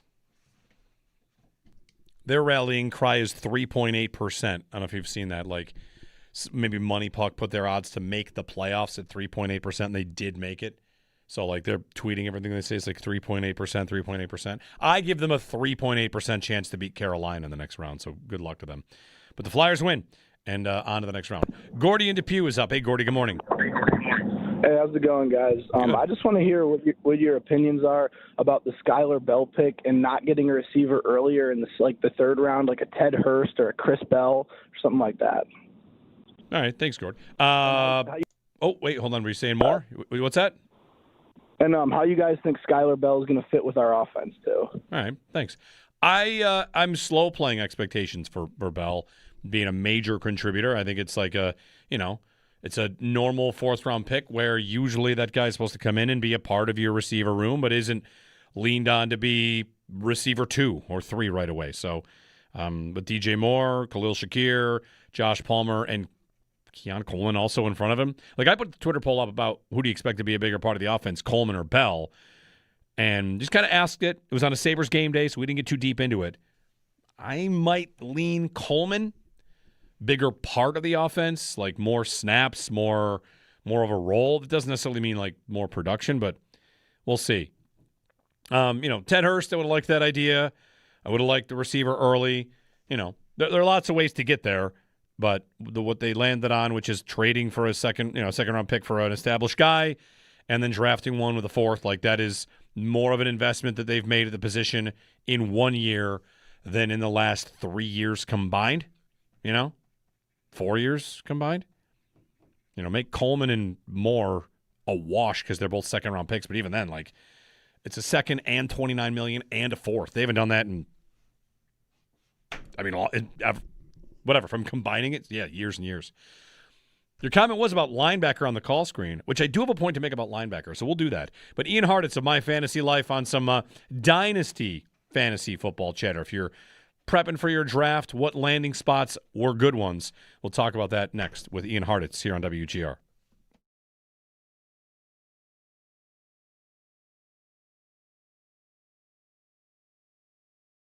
I am nervous. I am just like Bulldog, where I'm letting it creep in, the nervousness. Should they be fine? Yeah, they should. But I cannot dismiss the psychology of they're Boston, we're Buffalo. They always win things, and we never win things. And I know it's just the first round. It's part of the reason why, like, this series is so important in this matchup. When it was 3-1 and the Sabres scored first, I am ready, searching for the NESN tweet about how the Bruins got their perfect opponent. Like, I'm ready to bust out that receipt and say, not so fast. And now, I'm feeling don't poke the bear. Yeah, I hear that, but I think when you look at the series so far, and you look at the 2 games Boston's won, what's happened for them in those 2 games? They've gotten Swayman to be unbelievable. Yep. Like maybe definitely game 5. Game 5 definitely was game 5 great. Really impressive. And now he's a Vezina finalist, and am I crazy for thinking like, that's going to boost him even more? Nah, maybe. I think he would be maybe more concerned if he hadn't been a finalist. Fair. Yes. All right. Good. So, that's better perspective. Right. That's right. I think you'd have a more annoyed Swayman if he had not been named as a perfect. Finalist. So you've got these low scoring games where Swayman is unbelievable, and there are periods of time where the Sabres look great and are dominant and are just getting stonewalled. And I think if you're going into all right, what do we need here now? It's 2 more games. You win 1, you're done. They got to win both. Yeah. I think you feel pretty good about the chances of if you are able to keep just being dominant the way you have for the majority of the series. I think you feel pretty good right now because it's only gotten them 2 wins, and it's gotten you 3 so far.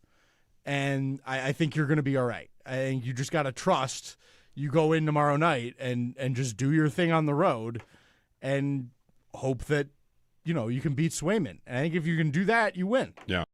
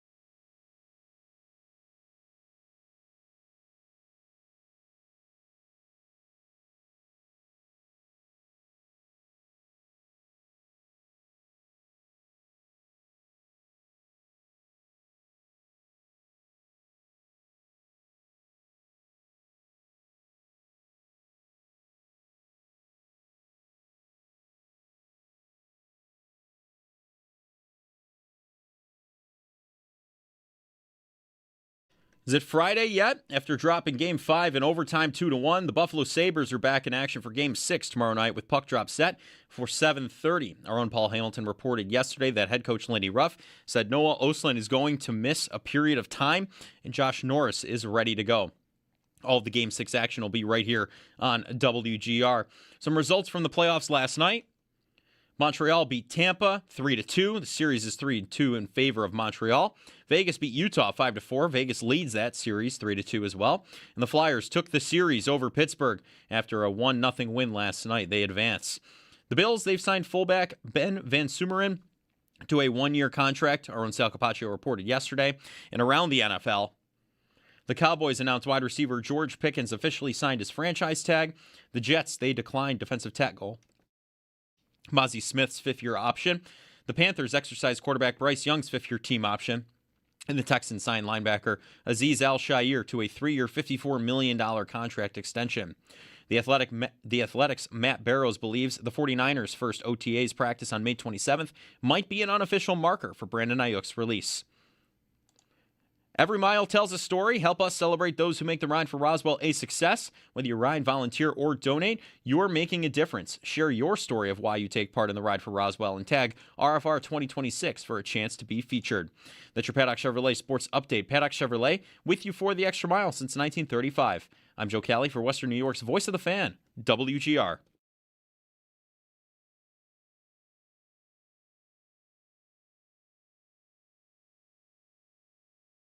My read on this was Sean McVay being like, I have to understand all parts of this. And if he's up there giddy being like, woohoo, we got the franchise quarterback, their actual franchise quarterback is like, you know what? Maybe I won't sign. Sean McVay loves Matthew Stafford. And I believe that part of him being out there like that was like, Stafford is watching, which I'm sure he is. And I need to make sure to walk the fine line of being happy for the pick, but not dancing on the grave of a quarterback who's not dead yet. Ian Rappaport on the Rams. Get some fantasy football here, some dynasty landing spots. And I feel like the Rams are partially responsible for all this hand-wringing over landing spots. Joining us on the Western Hotline is Ian Hartitz of Matthew Berry's Fantasy Life. Ian, always a pleasure. If the Rams had taken a receiver, we'd have an easy answer about landing spot. And since they didn't, am I overstating it? From what I see in the fantasy community, every rookie landing spot was terrible. You're not too far off base, and they even came back around on day 2 and took Max Clare. You know, yet another freaking tight end for all of us to try to sort through. So, no, man, Ty Simpson news certainly came as a surprise. I do think that looking ahead a couple years, if you're okay doing that in Dynasty Land, obviously, you know, tack next to Puka and Sean McVay for the foreseeable future. The best possible landing spot for Ty Simpson, but again, it's going to take a few years. Yeah, but the receivers, right? Like, you've got some roadblocks along the way, whether it's quarterback uncertainty or whatever. Do you have, of the first-round receivers, a favorite landing spot for one of the top prospects? I think Tyson and Tate are both probably the guys that got the best spots. Obviously, McConnell Lemon, we got a little concern about him fitting in as the clear number 2 behind Devonta. Can Jalen Hurts throw in the middle a little bit better? And then the Browns had to go ahead and take 2 of our other guys. Hopefully they can overcome that. But no, Jordan Tyson, man, I just think that, again, when you watch everything he's done, even before Arizona State, where he did have that 1 year at Colorado, just absolutely eating up targets, his ability to just get open at will, I thought was the best in the class. And putting him next to Chris Olave, sure, maybe he'll be more of the 1B there, but Tyler Shuck plays like he did down the stretch. Should be enough targets there to funnel through the both of them. And then McConnell Tate, I know number 4 overall seemed a bit early to everyone, but you know what? Kudos to the Titans, because there's nothing worse than watching these quarterbacks on rookie contracts have to go through a dead year where we just always have that lingering question of, okay, well, he wasn't very good, but who could have been good in that offensive environment? Giving him Carnell Tate finally gives the Titans that much-needed field stretcher. And other than really Wan'Dale Robinson and, you know, old man Calvin Ridley at this point, plenty of opportunity for him to take over from day one. Yeah, we know Brian Dable around here, like he's not afraid to feed a receiver. Did it with Malik Neighbors, did it with Stephon Diggs here. The Tyson point about the Saints, I feel like the Saints have a little bit of an uphill battle to get people to recognize that maybe they are going to be good. Oh, at the same time, like, are they about to be the least sneaky pick right now because of what they've done offensively? I think you're onto something there. I will say I don't want to be the schedule police. I know everyone was kind of doing that to the Patriots throughout last season. They made the Super Bowl anyway. You can only beat the team in front of you. I understand all those points. But, man, you really do go ahead and look back at what the Saints were doing second half of last year. From Week 10 on, they played the Panthers twice, the Falcons twice, Dolphins, Bucks, Jets, and those Tennessee Titans. Yeah. So, again, really we're not overly tested. I liked what I saw from Tyler Shuck, but I do think there's a bit of a difference in a second-half breakout for a team who, you know, is using that second-half breakout to all of a sudden make the playoffs, and a team who's kind of dead in the water and does some okay things against other teams that are dead in the water. They at least certainly look like a team that their identity will flow through their offense now, and maybe from a fantasy standpoint, you can get some shootouts, whether it's, you know, Olave being healthy or Tyson. How do you feel about Travis Etienne there with a big contract? Good pronunciation by you, my friend. But no, it's looking like a situation where he should have plenty of volume, you know, 52 million reasons to feed that dude the football. And really, whenever he's been healthy throughout his career, at a minimum, you know, an above average running back. I'm just curious to see what exactly goes down with the Alvin Kamara situation. So he's been pretty adamant in the past about he doesn't really want to play anywhere other than New Orleans. I don't believe there's any kind of contract stuff out there right now that's prohibiting them from cutting ties or him retiring or what's going on. So I know when they talked to Kellen Moore and, you know, some of the front office people about Kamara, it's been a situation where they haven't overly committed to him being there. But that's the only thing because, again, all the money says Etienne is going to be that absolute workhorse in New Orleans. But, you know, it's still Alvin Kamara. And even if he has lost a step, I mean, Alvin Kamara down one step, still better than most. Yeah. Ian Hart is joining us on the Western Hotline. The running backs, Jeremiah Love was going to be number one pick in Dynasty Fantasy, you know, rookie drafts, no matter what. Arizona as the spot. I mean, he goes higher. I mean, it felt like he moved up the board as the draft got closer. People thought top 10, maybe as early as 5, and then he goes 3. So there's definitely an investment there. But what does it look like for you in Arizona? Was Love going to be landing spot proof? More or less. We were kind of hoping for Washington just because that's the one offense that was picking the top 10 where, you know, we get a healthy season from Jaden Daniels. We look up and they're top 10 scoring again. I don't think that would be surprising to anyone. So with the Cardinals, we do have our red flags, the quarterback situation. I remember the last time Michael Floor was calling plays for the Jets. It wasn't pretty, but you would just like to think, and history does tell us that you're using this early of a pick on a running back. You're going to force feed him the football, and in Jeremiah Love's case, being such an explosive pass-catching friendly running back, really does seem like he has a high floor. Also, still just 21. That was one of my other takeaways from not only the running backs, but really everyone. I mean, Jeremiah Love, Cardell Tate, Kenyon Sadiq, these are some of the very, very few prospects that are actually still just 21 years old. So got to remember that when sorting through it. I think, though, this was the last year that we had some of the COVID opt-outs going on. So hopefully here in the future we can get back to a more normal age group. Yeah.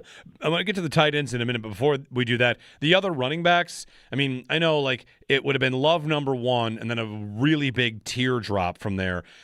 Whether it's Price in Seattle or Jonah Coleman in Denver, it's a thin class of running backs from what I understand, but would you say that the ones that are there are definitely worth first-round picks?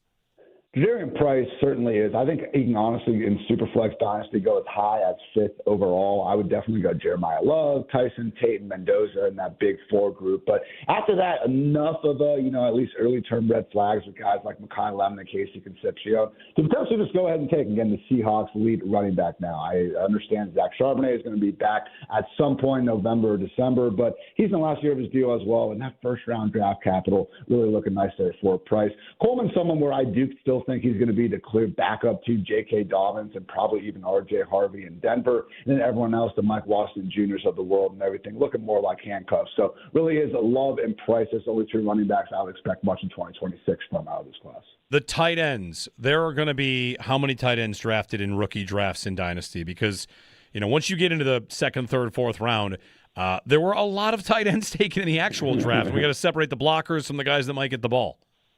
100%, man. Everyone's just, again, copycat league. Everyone saw what the Rams were doing with their 13 personnel, and they are trying to get their own dudes. But no, with Kenyon Sadiq landing with the Jets, didn't love the kind of overlap between him and Omar Cooper in terms of what they do yak-wise. But with Sadiq, seam stretcher and just also someone who racks up a lot of screens, guys. And this is one of those things where I think it's almost a negative when looking at some of these wide receivers. You think of guys like Zachariah Branch, okay, and you look at all the screens they got over the course of their career, and it would lead you to believe, all right, well, can he be a real NFL wide receiver? Can he actually run a full route tree? And I kind of had that line of thinking when I was watching Sadiq, but after I started running the numbers, and I was like, okay, he does indeed have a super high screen rate throughout his career. But the thing is, the other tight ends over the last 5 or so years, Brock Bowers, Tucker Kraft, Trey McBride, and I'm like, oh, all of a sudden I'm wondering, you know what, if you're a tight end in a good offense and your team thinks enough of you to force feed you screens, probably a good sign you're a good football player. So, again, Kenyon Sadiq, somewhere I think he deserves to go inside the top 8 in rookie drafts. Only other guy that I would take before too long would be Eli Stowers over there with the Eagles. Again, not a perfect prospect, but Eagles, especially on the line of scrimmage, have a history of kind of turning these projects into massive success stories. So Dallas Goedert is still the man in town for 2026, but we could be looking at a situation where Stowers is the next kind of receiving friendly tight end that we want fantasy land before too long. Ian, before we let you go, on the Bills, it's been a couple years here of if you have Josh Allen, great, and James Cook, great, but pass catchers, tough, just the way they spread the ball around. Do you think that DJ Moore's presence in this offense can maybe, if nothing else, like appropriately slot in where targets should go? And are the Bills, from a pass catcher standpoint, more viable in the fantasy world? Yeah, I think that makes a lot of sense because some of the guys they've had good after the catch. Khalil Shakir is awesome in the slot, but even Curtis Samuel, Josh Palmer, like there's reasons to like these guys, but they haven't had a clear-cut number one receiver like DJ Moore, who, no, I don't think is necessarily in the, certain prime years of his career. He's going to come in there and just put up top 10 Stephon Diggs-esque numbers or anything. But again, you look at that room last year and adding DJ Moore to it is objectively an upgrade from my standpoint. So we'll see if Skylar Bell can give them anything as more of a wide receiver 4 or wide receiver 5. Again, a little bit on the older side. He's going to be 24 here before too long. Didn't play the stiffest competition at UConn, but to his credit, when he did have those early season matchups against, I think it was Syracuse and Duke, made some big plays against them and did so late. But no, DJ Moore for me is someone where I am ranking, inside my top 30 ahead of next season. And hey, in terms of what he can do both down the field and as a yak threat, enticing player, and I'm happy the Bills got him, even if again the price is maybe a little bit of an overpay. Ian Hartitz on the Western Hotline. Ian, thanks again for the time as always. Thank you. Take care. All right. Ian Hartitz of Matthew Berry's Fantasy Life.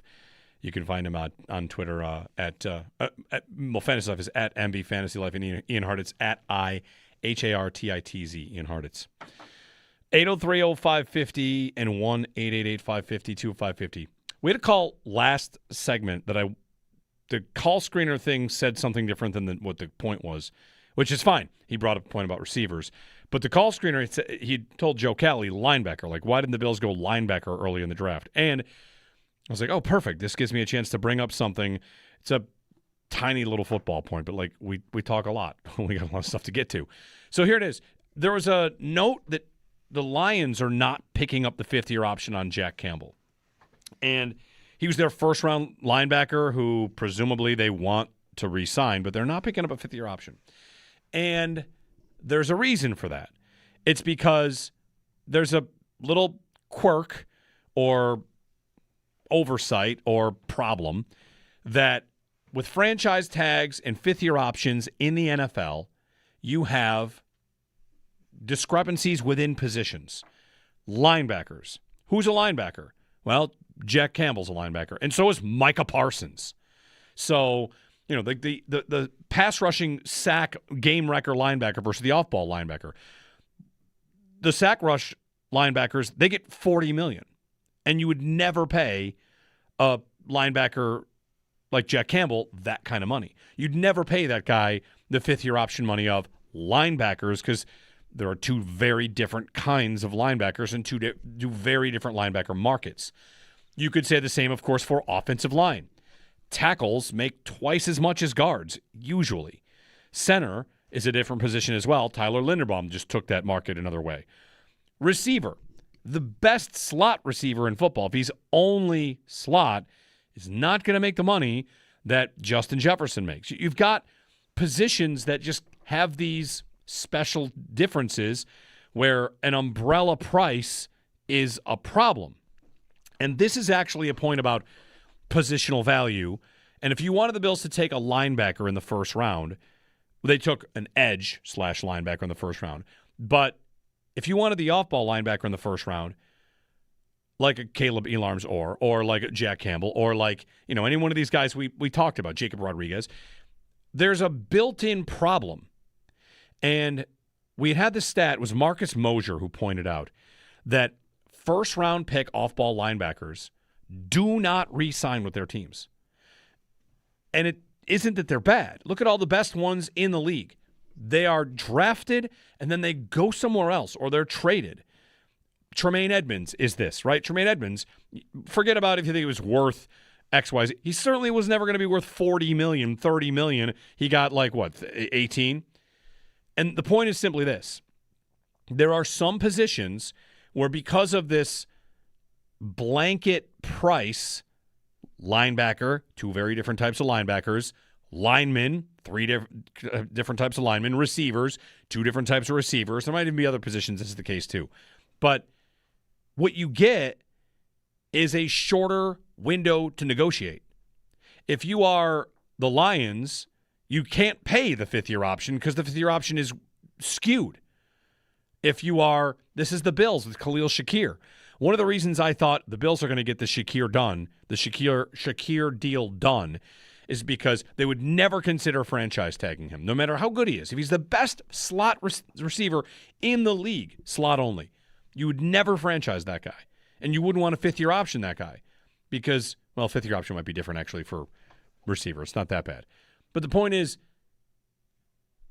it's just tougher. It speeds up timelines. And you draft a position where some of the mechanisms that are in place to keep prices down don't apply.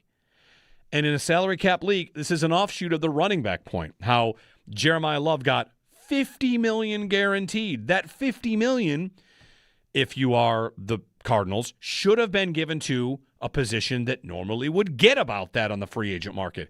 And, of course, no running back ever has. So the draft is about getting new players. It's about getting cheap talent. And it's about not wasting what tools you have in place. And when you draft a linebacker in the first round, you are, historically, in the last 10 years, you are running into this small little bug / feature of the salary cap and the franchise tag and 5th-year options, where they're lumped in with a different type of player who just has the same letters at their position. And because of that, it leads to a likelihood that he leaves. So maybe the Lions announced an extension for Jack Campbell. Maybe not. But that they didn't pick up his 5th-year option, and they kind of know already, what are we looking at here? The prices get expensive. So that's all. That would have been one of the reasons to not draft a linebacker in the first round. That's all. 803-0550. Jack Campbell's 5th-year option, he made 1 Pro Bowl, would be $22 million. And that's a 1-year 5th-year option for $22 million because he made 1 Pro Bowl. If he makes another one, he's at $26 million. And that is not what you pay for that position. So they have to make a tough call. Maybe they re-sign him, maybe not. But if it gets tough, he's more likely to leave. He's more likely to be traded. Anyway, small point on linebacker. When we were talking about it as a potential position in the first round, would have made sense from a short-term need. They've done it before at that position, and that guy that they did it with left. 803-0550. Bill in New Jersey. Bill, good morning. Hey, Jeremy. Hey, guys. Thanks for taking my call. Love your show. Thank you. Of course. So I was listening yesterday, and I meant to call in about this when you're talking about the Blade gang and Montreal imitating total side task here. Sorry. But if Montreal's imitating it, question for you guys to debate. Do we want to own this or do we want to share it? Is it Bill's Mafia? Or is Blade Gang Bill's Mafia? Even if you don't have blades on, can you be in the Blade Gang? It's a great question. And because sabers are swords, right? So blades. And also, if we want to share it, that's okay with me. No. Right? If everyone can have their own Blade Gang, no. That's cool. Hockey's great. No, it's not. I love it, Jeremy. No, it's not. It's ours. It's ours. And it should be forever, right? That's right. That's right. And so now this series now was a gift because we didn't expect to get in the playoffs when we started this whole year, right? So if we get out of this playoff experience and we lose, we don't win the cup, we got the Blade Gang, dude. Like, that's amazing. If I grant you Bill's Mafia, like, sign me up for that for this year. I love this point. Bill, thanks. I love this point. I'll say one thing, though, however. Yeah. They have to win this series. And I'll give you the example. The Bills rolled out those rivalry uniforms, and they did a whiteout at the stadium, and it was awesome. The scene was great. And then they lost to the Patriots, and you have people feeling like, I can't wear those again. Dude, I have that jersey in my closet. I'm not wearing it again. See what I mean? Like, they can't lose in 7 to the Bruins, or else and look, the Blade Gang is at stake. That's what I'm saying. The Blade Gang is at stake if we want the Blade Gang to last. Boston's Bruins jersey on, right? The whole thing that went viral was Boston Bruins jersey on Bob the Dummy. Right. So, yeah, we got to beat them. Thanks. Yep. Thanks. So now the Blade Gang is on the table. I know. It's right? like So we have to win. It's like a WWE match, like a pink slip on a pole. This is for the future of the Blade Gang. I'd like to say the Blade Gang can survive a loss to the Bruins, but I know how people feel about jinxes. The Sabres went to overtime in Game 5, and I got multiple messages blaming me for just talking about how, like, oh, it might go to overtime. And well, not my fault. The Blade Gang banged the drum in Game 5, and they lost. And people are like, well, that's it for the Blade. No. The Blade Gang stays, and they have to win the series. They have to win the series, or else I don't know what's fair game to be chopped. Lots of things. I have this thought. What's the status of river hockey? How long we keep in river hockey? I want that forever. I really do. I'm with you. They have to win this round. Yeah. I mean, I don't want to say they don't have to because I want them to so badly. But if they don't win this round, do we get to bust out next year talking river hockey? I think yes. I think yes. That was a regular season thing, too, so it might survive. Yeah, I think that has a longer standing than the Blade Gang. The Blade Gang emerged against the Bruins Game 1. That's right. They got the Neely dummy. And Montreal does not get to have a Blade Gang. No.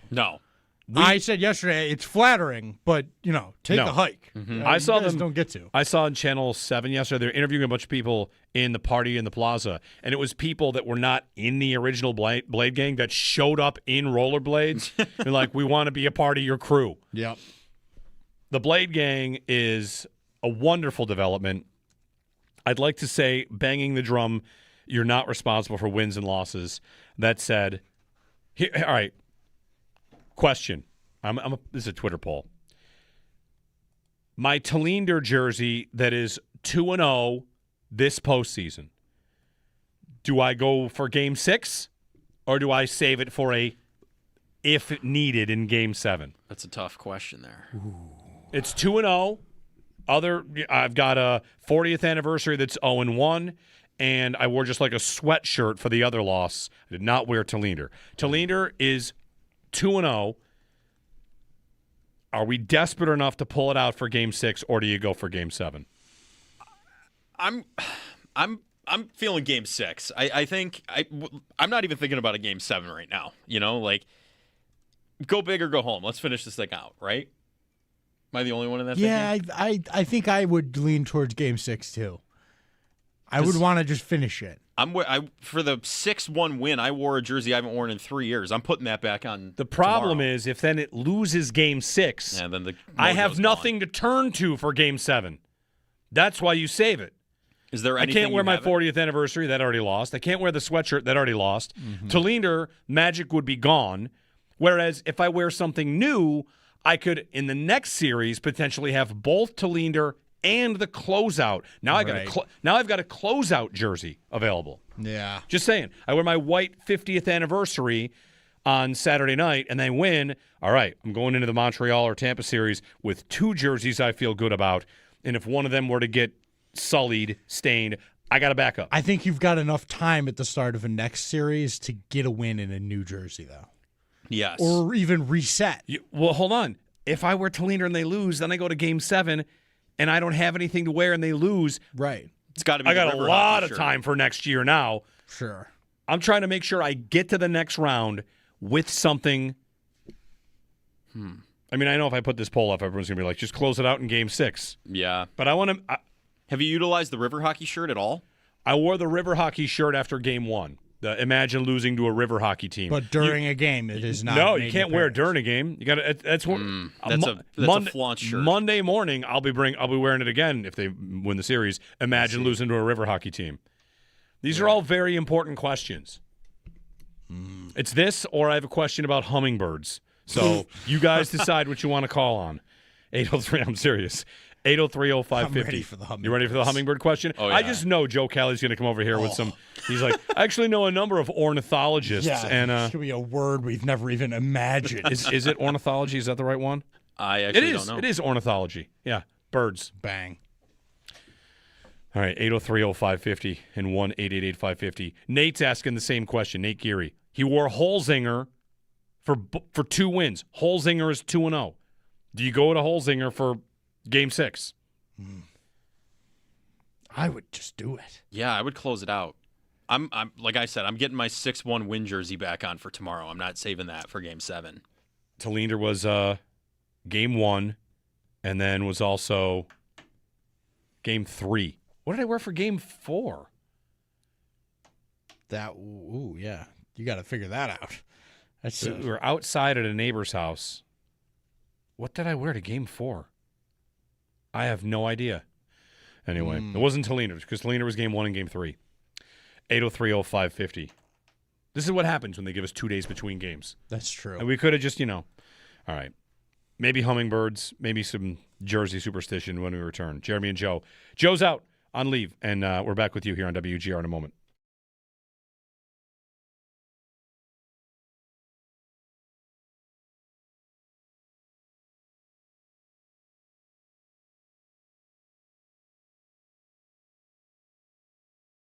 Jeremy White here to tell you about Z-Bart, your vehicles.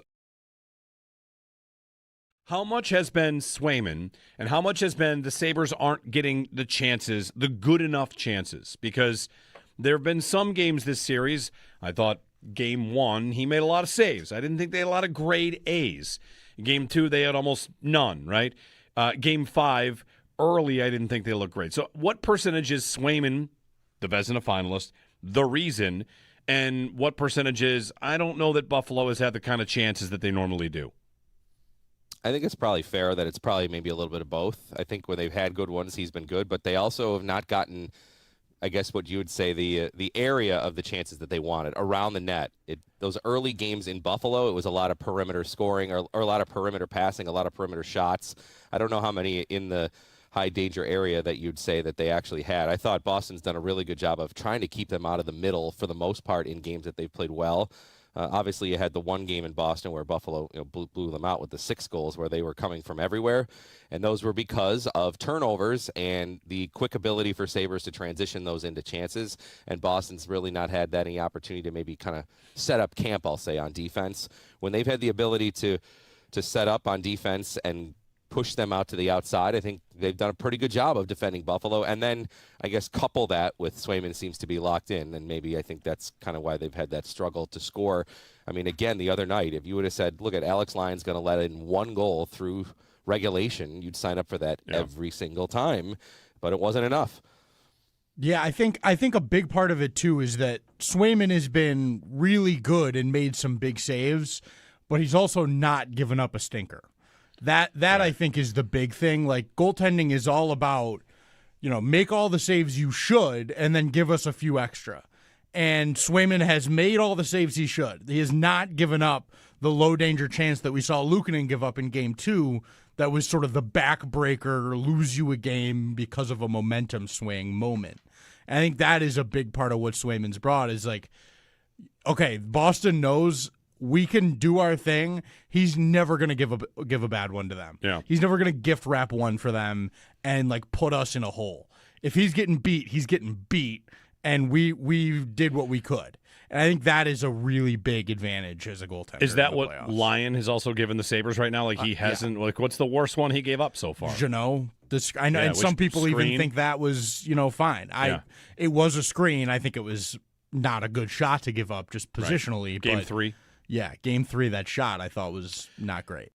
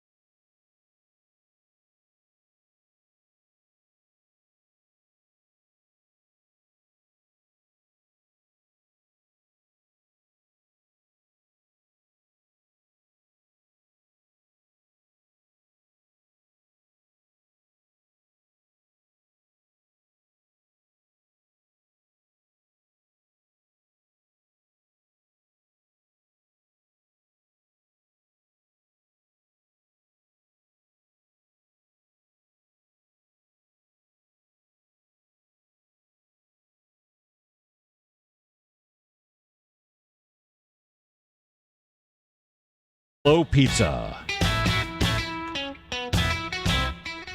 Weber takes a shot, the rebound, they score! On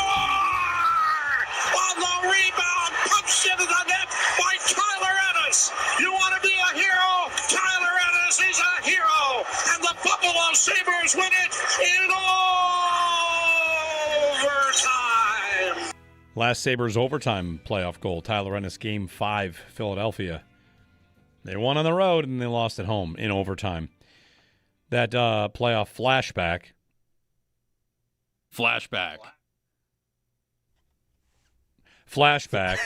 Owen didn't do it. I did do it. Didn't your mic wasn't on? Oh. That playoff That's on me. flashback. Hand up. Come on. We'll try it again. This playoff flashback. Flashback. Thank you. Well, you know, are we not allowed to play games they lost as flashbacks? Like, because, you know, I get flashbacks to like Game 7 and Game 5 against Carolina. We really don't remember much about, like, think back to 05-06. They lost 2 games to Philly. Can you remember them? I don't. I remember Forsberg skating circles around them in one of those games. They lost to Ottawa. They lost Game 4 here in Buffalo. Don't remember much about it. And they won on the road in Ottawa. 06-07, they lost a game to the Islanders. Where was that? Was that is that Game 2? Was it here? Was it in? I don't even remember that. It was on Long Island because the Sabres had a goal they thought was scored, but it didn't count or something. It was like right on the line. That's always making fun. the point that we kind of don't remember. The Rangers series, they lost an overtime game at Madison Square Garden. I don't remember the other loss. Like, you win the series, you don't always remember the losses. Yeah. And if we do this, you know, Sabres-Bruins, I bet we remember Pasternak, but I bet we don't really remember much of, in 10 years, 20 years, we don't remember much of Game 2. Like, oh, yeah, the Bruins won Game 2, didn't they? Right. Oh, yeah, that's right, Slows. You know, Pasternak, I think we're going to remember. I think that's gonna clinching be on hard home not to. ice, you know, Yeah, like right. you didn't. It was a big moment, overtime, tight game. Yeah, heck of a goal. Yeah. 803-0550 is our phone number. I was looking at hummingbird maps. Maps? Okay. Yeah. I think hummingbirds are going to show up in the next week or so. Anybody out there that is a birder or cares about this? I've got bird feeders that have a camera. Like when a bird lands, Oh, nice. it takes video. Yeah. So we've got one that, you know, you got really up close looks at a lot of cardinals and sparrows. And yesterday there was a squirrel in there too. And it's like, oh, man, that's a giant squirrel's face. But we also have a hummingbird feeder. And I have as part of this app, I have notifications on like where the birds are. And I think a week and a half or so ago, I got the email like hummingbirds are coming in 2 weeks. Because I'm trying to see a hummingbird.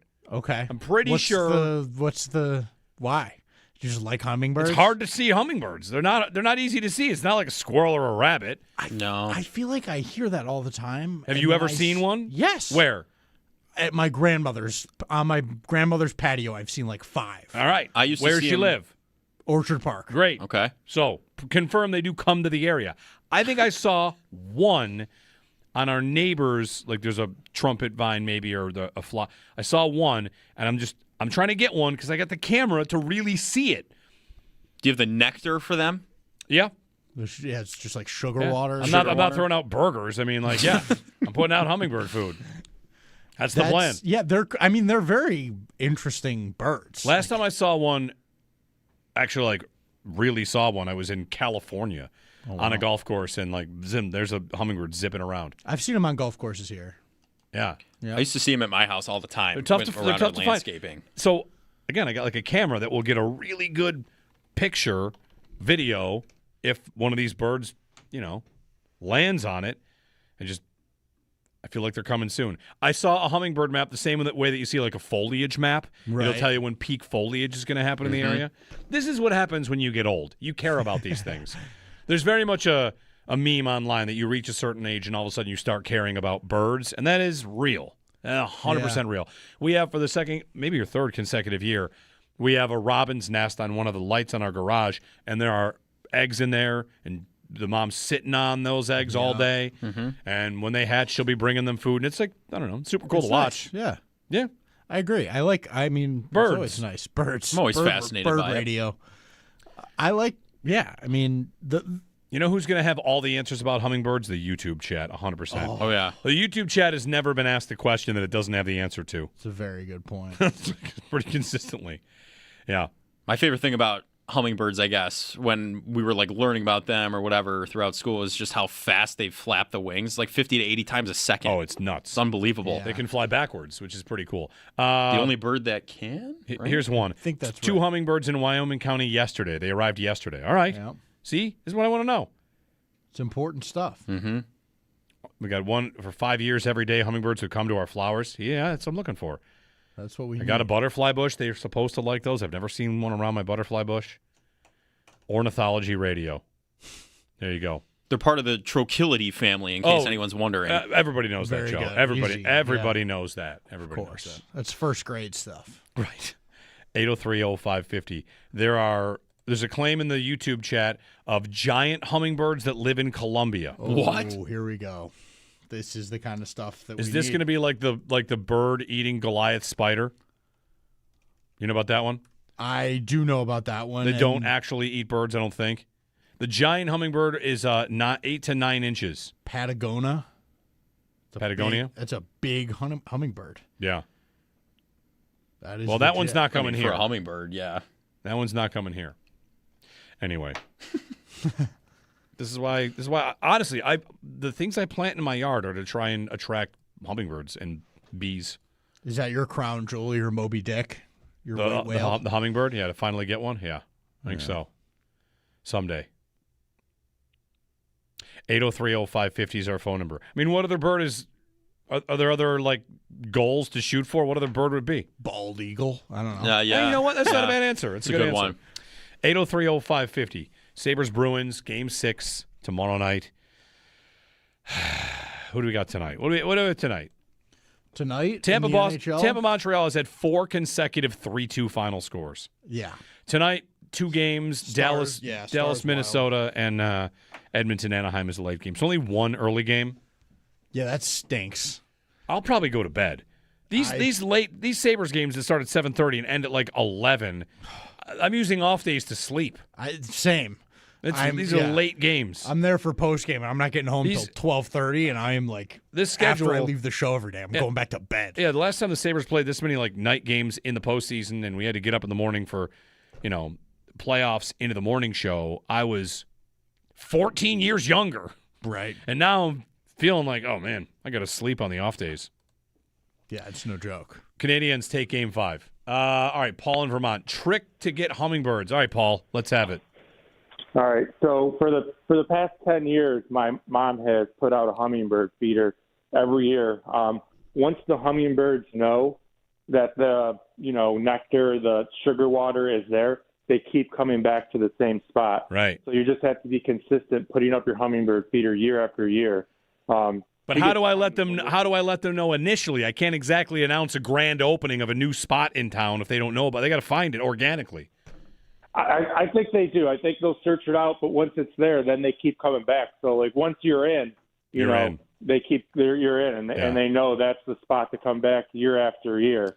So you just have to put out your hummingbird feeder, keep the faith, and get lucky the first time, and then you'll be graced with hummingbirds for year after that. But also, I got a question for you guys. So I'm going to be in Boston on Friday for a wedding. They're having their welcome party that Friday. Do I skip the welcome party and go to the game, or do I go to the welcome party? What do you guys think? It's a great question. Like, how close are you in the wedding? How close friends, No, I'm a guest. It's my significant other's her friend. So you're kind of even like you're kind of like a +1. I'm a +1. Oh yeah, and she gave me the green light to go. To go to the game? Yep. Also, Sunday's my birthday too, so I was at the game 2 and they lost. So I don't know. Will I jinx them being at that game, or do they need as many Sabres fans there as possible? These are all very good questions. I did see a buddy of mine posted on StubHub like how many tickets are available. There's a whole section available in Boston. I do not think the game is all that expensive. I'll check it out right now. You got the green light, Yeah, green light plus birthday plus. and you're the Being plus a one. It's a huge factor. I'll only go. Hold on, more questions about this, Paul. We're not done. Paul, are you a new plus one that's like going to meet a lot of friends that haven't met you yet? No, I've met them all before. Oh, okay, then you're fine. Yeah. I think if you're like first impressioning, like, hey, this is Paul, everyone. Right. Then you go because you should. But if they all know you and, he's a Buffalo fan in Boston, like he went to the game, yeah, and you got the green light, I think you do that. You got to go for it. Also, we got to call in. Don't let a praying mantis on a hummingbird feeder. Will they? They are strong enough to grab it and hold a hummingbird. Oh. So you can't let praying mantis anywhere near a hummingbird feeder, otherwise they will not show up. Have you ever seen a praying mantis? Just like, what are the chances that I A, get a praying mantis on my hummingbird feeder, and B, I'm like, oh, cool, he can just hang out. I don't know. Thanks for the tip. I didn't know. We got a tip that happened. They watched it on a camera on one of the hummingbird feeders. Cheapest ticket in Boston is $200. Wow. $203 for upper deck. Could you have driven to Boston and gotten a ticket for cheaper than like a good ticket in Buffalo for game one? Maybe. Yeah, maybe. Like, I mean, I know people paid like $300. Right. So $200. And I bet this, I don't know, is this going to go down a little bit more? How Probably. Here's the other question. I said I wouldn't say if there is a game 7, so I won't. Take it back. Never mind. Like, would that be an expensive ticket or that not be an expensive ticket because everyone's so nervous? Does that rival game 1? I mean, it's game 7. We haven't had a game 7 in Buffalo since 2001. I'll bet it is close, but doesn't quite get there. Yeah, the first game 7 in town in 25 years. Yeah, but I think the first playoff game in 25 years holds that. I think we'll likely hold that sort of top spot for a while, I would think. Unless, obviously, they go deeper here. Yeah. Finals. Sean in Amherst. Hey, Sean, good morning. Good morning. Howdy. Jeremy? Yes, sir. Hey, how you doing? I'm good. Didn't expect to get through so fast. Well, we got you said something. You call about hummingbirds, you're getting right through. Nice. So you got to plant something they like. I'll give you a pro tip, and the only reason I know it, well, 2 reasons. I'm a gardener, and second, I've seen it in action. They love flowers with nectar, and one that they really like is called Sicilian garlic. It's not actually a garlic you eat, but that's the name of the perennial. Okay. I'll get some. Sicilian honey garlic. Okay. Sicilian garlic. I don't think it's honey. I think it's just Sicilian garlic. But check it out. See if you can find it in the local nursery. I will. Thank you. I see it's in the Allium family, which Allium is a beautiful flower. Yes, I know my flowers. That's why I have a butterfly bush, is they're supposed to like those too. But all right, Sicilian garlic it is. I'm also getting some feedback in chat to ensure that your feeder is placed somewhere that looks like a flower could actually be there. The hummingbirds are smart and will kind of be able to tell. If the feeder it looks like flowers I know, as but it is, and it's a bright red. In your location, like, is it up on a hanger just sort of so low? Yeah. You, like, put it near the bush low is the feedback I'm getting. Okay. Just, we're getting it from all angles. Yeah, Bush low feeder. Yes. All right.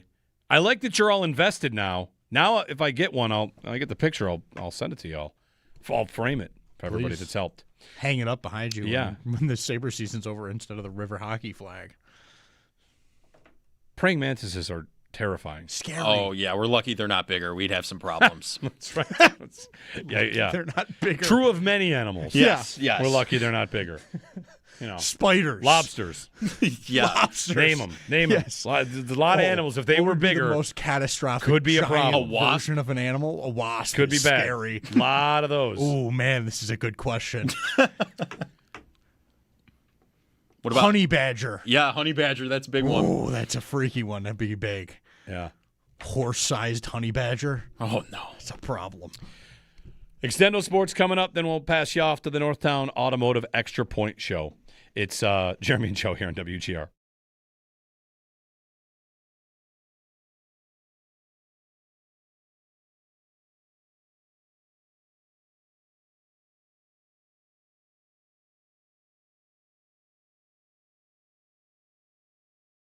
How much has been Swayman and how much has been the Sabres aren't getting the chances, the good enough chances? Because there have been some games this series, I thought game 1, he made a lot of saves. I didn't think they had a lot of grade A's. Game 2, they had almost none, right? Game 5, early, I didn't think they looked great. So what percentage is Swayman, the Vezina finalist, the reason, and what percentage is, I don't know that Buffalo has had the kind of chances that they normally do?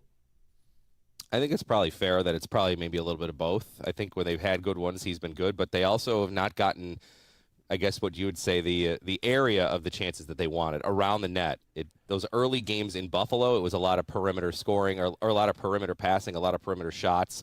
I don't know how many in the high danger area that you'd say that they actually had. I thought Boston's done a really good job of trying to keep them out of the middle for the most part in games that they've played well. Obviously, you had the one game in Boston where Buffalo blew them out with the 6 goals where they were coming from everywhere. And those were because of turnovers and the quick ability for Sabres to transition those into chances. And Boston's really not had any opportunity to maybe kind of set up camp, I'll say, on defense. When they've had the ability to set up on defense and push them out to the outside, I think they've done a pretty good job of defending Buffalo. And then I guess couple that with Swayman seems to be locked in, and maybe I think that's kind of why they've had that struggle to score. I mean, again, the other night, if you would have said, look at Alex Lyon's going to let in 1 goal through regulation, you'd sign up for that every single time, but it wasn't enough. Yeah, I think a big part of it too is that Swayman has been really good and made some big saves, but he's also not given up a stinker. That I think is the big thing. Like, goaltending is all about, make all the saves you should and then give us a few extra. And Swayman has made all the saves he should. He has not given up the low danger chance that we saw Luukkonen give up in game 2. That was sort of the backbreaker, lose you a game because of a momentum swing moment. And I think that is a big part of what Swayman's brought is like, okay, Boston knows we can do our thing. He's never going to give a bad one to them. Yeah. He's never going to gift wrap one for them and like put us in a hole. If he's getting beat, he's getting beat, and we did what we could. And I think that is a really big advantage as a goaltender. Is that in the what playoffs. Lyon has also given the Sabres right now? Like he hasn't. Like, what's the worst one he gave up so far? Jeannot. I know, and some people even think that was fine. It was a screen. I think it was not a good shot to give up just positionally. Right. Game but 3. Yeah, game 3, that shot I thought was not great.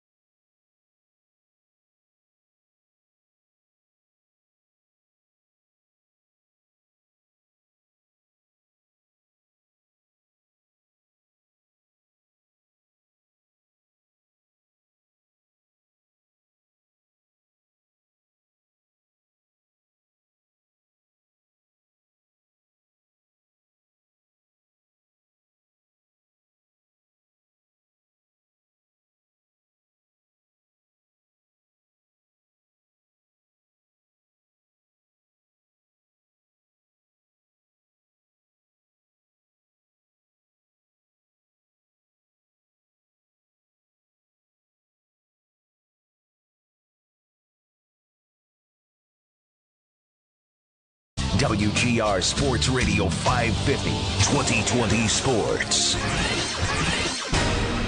Extendo Sport. All right, we got to get in and out like hummingbirds. Joe Haggerty tomorrow on the Bruins series. Paul Hamilton as well. Howard Simon popping in too tomorrow.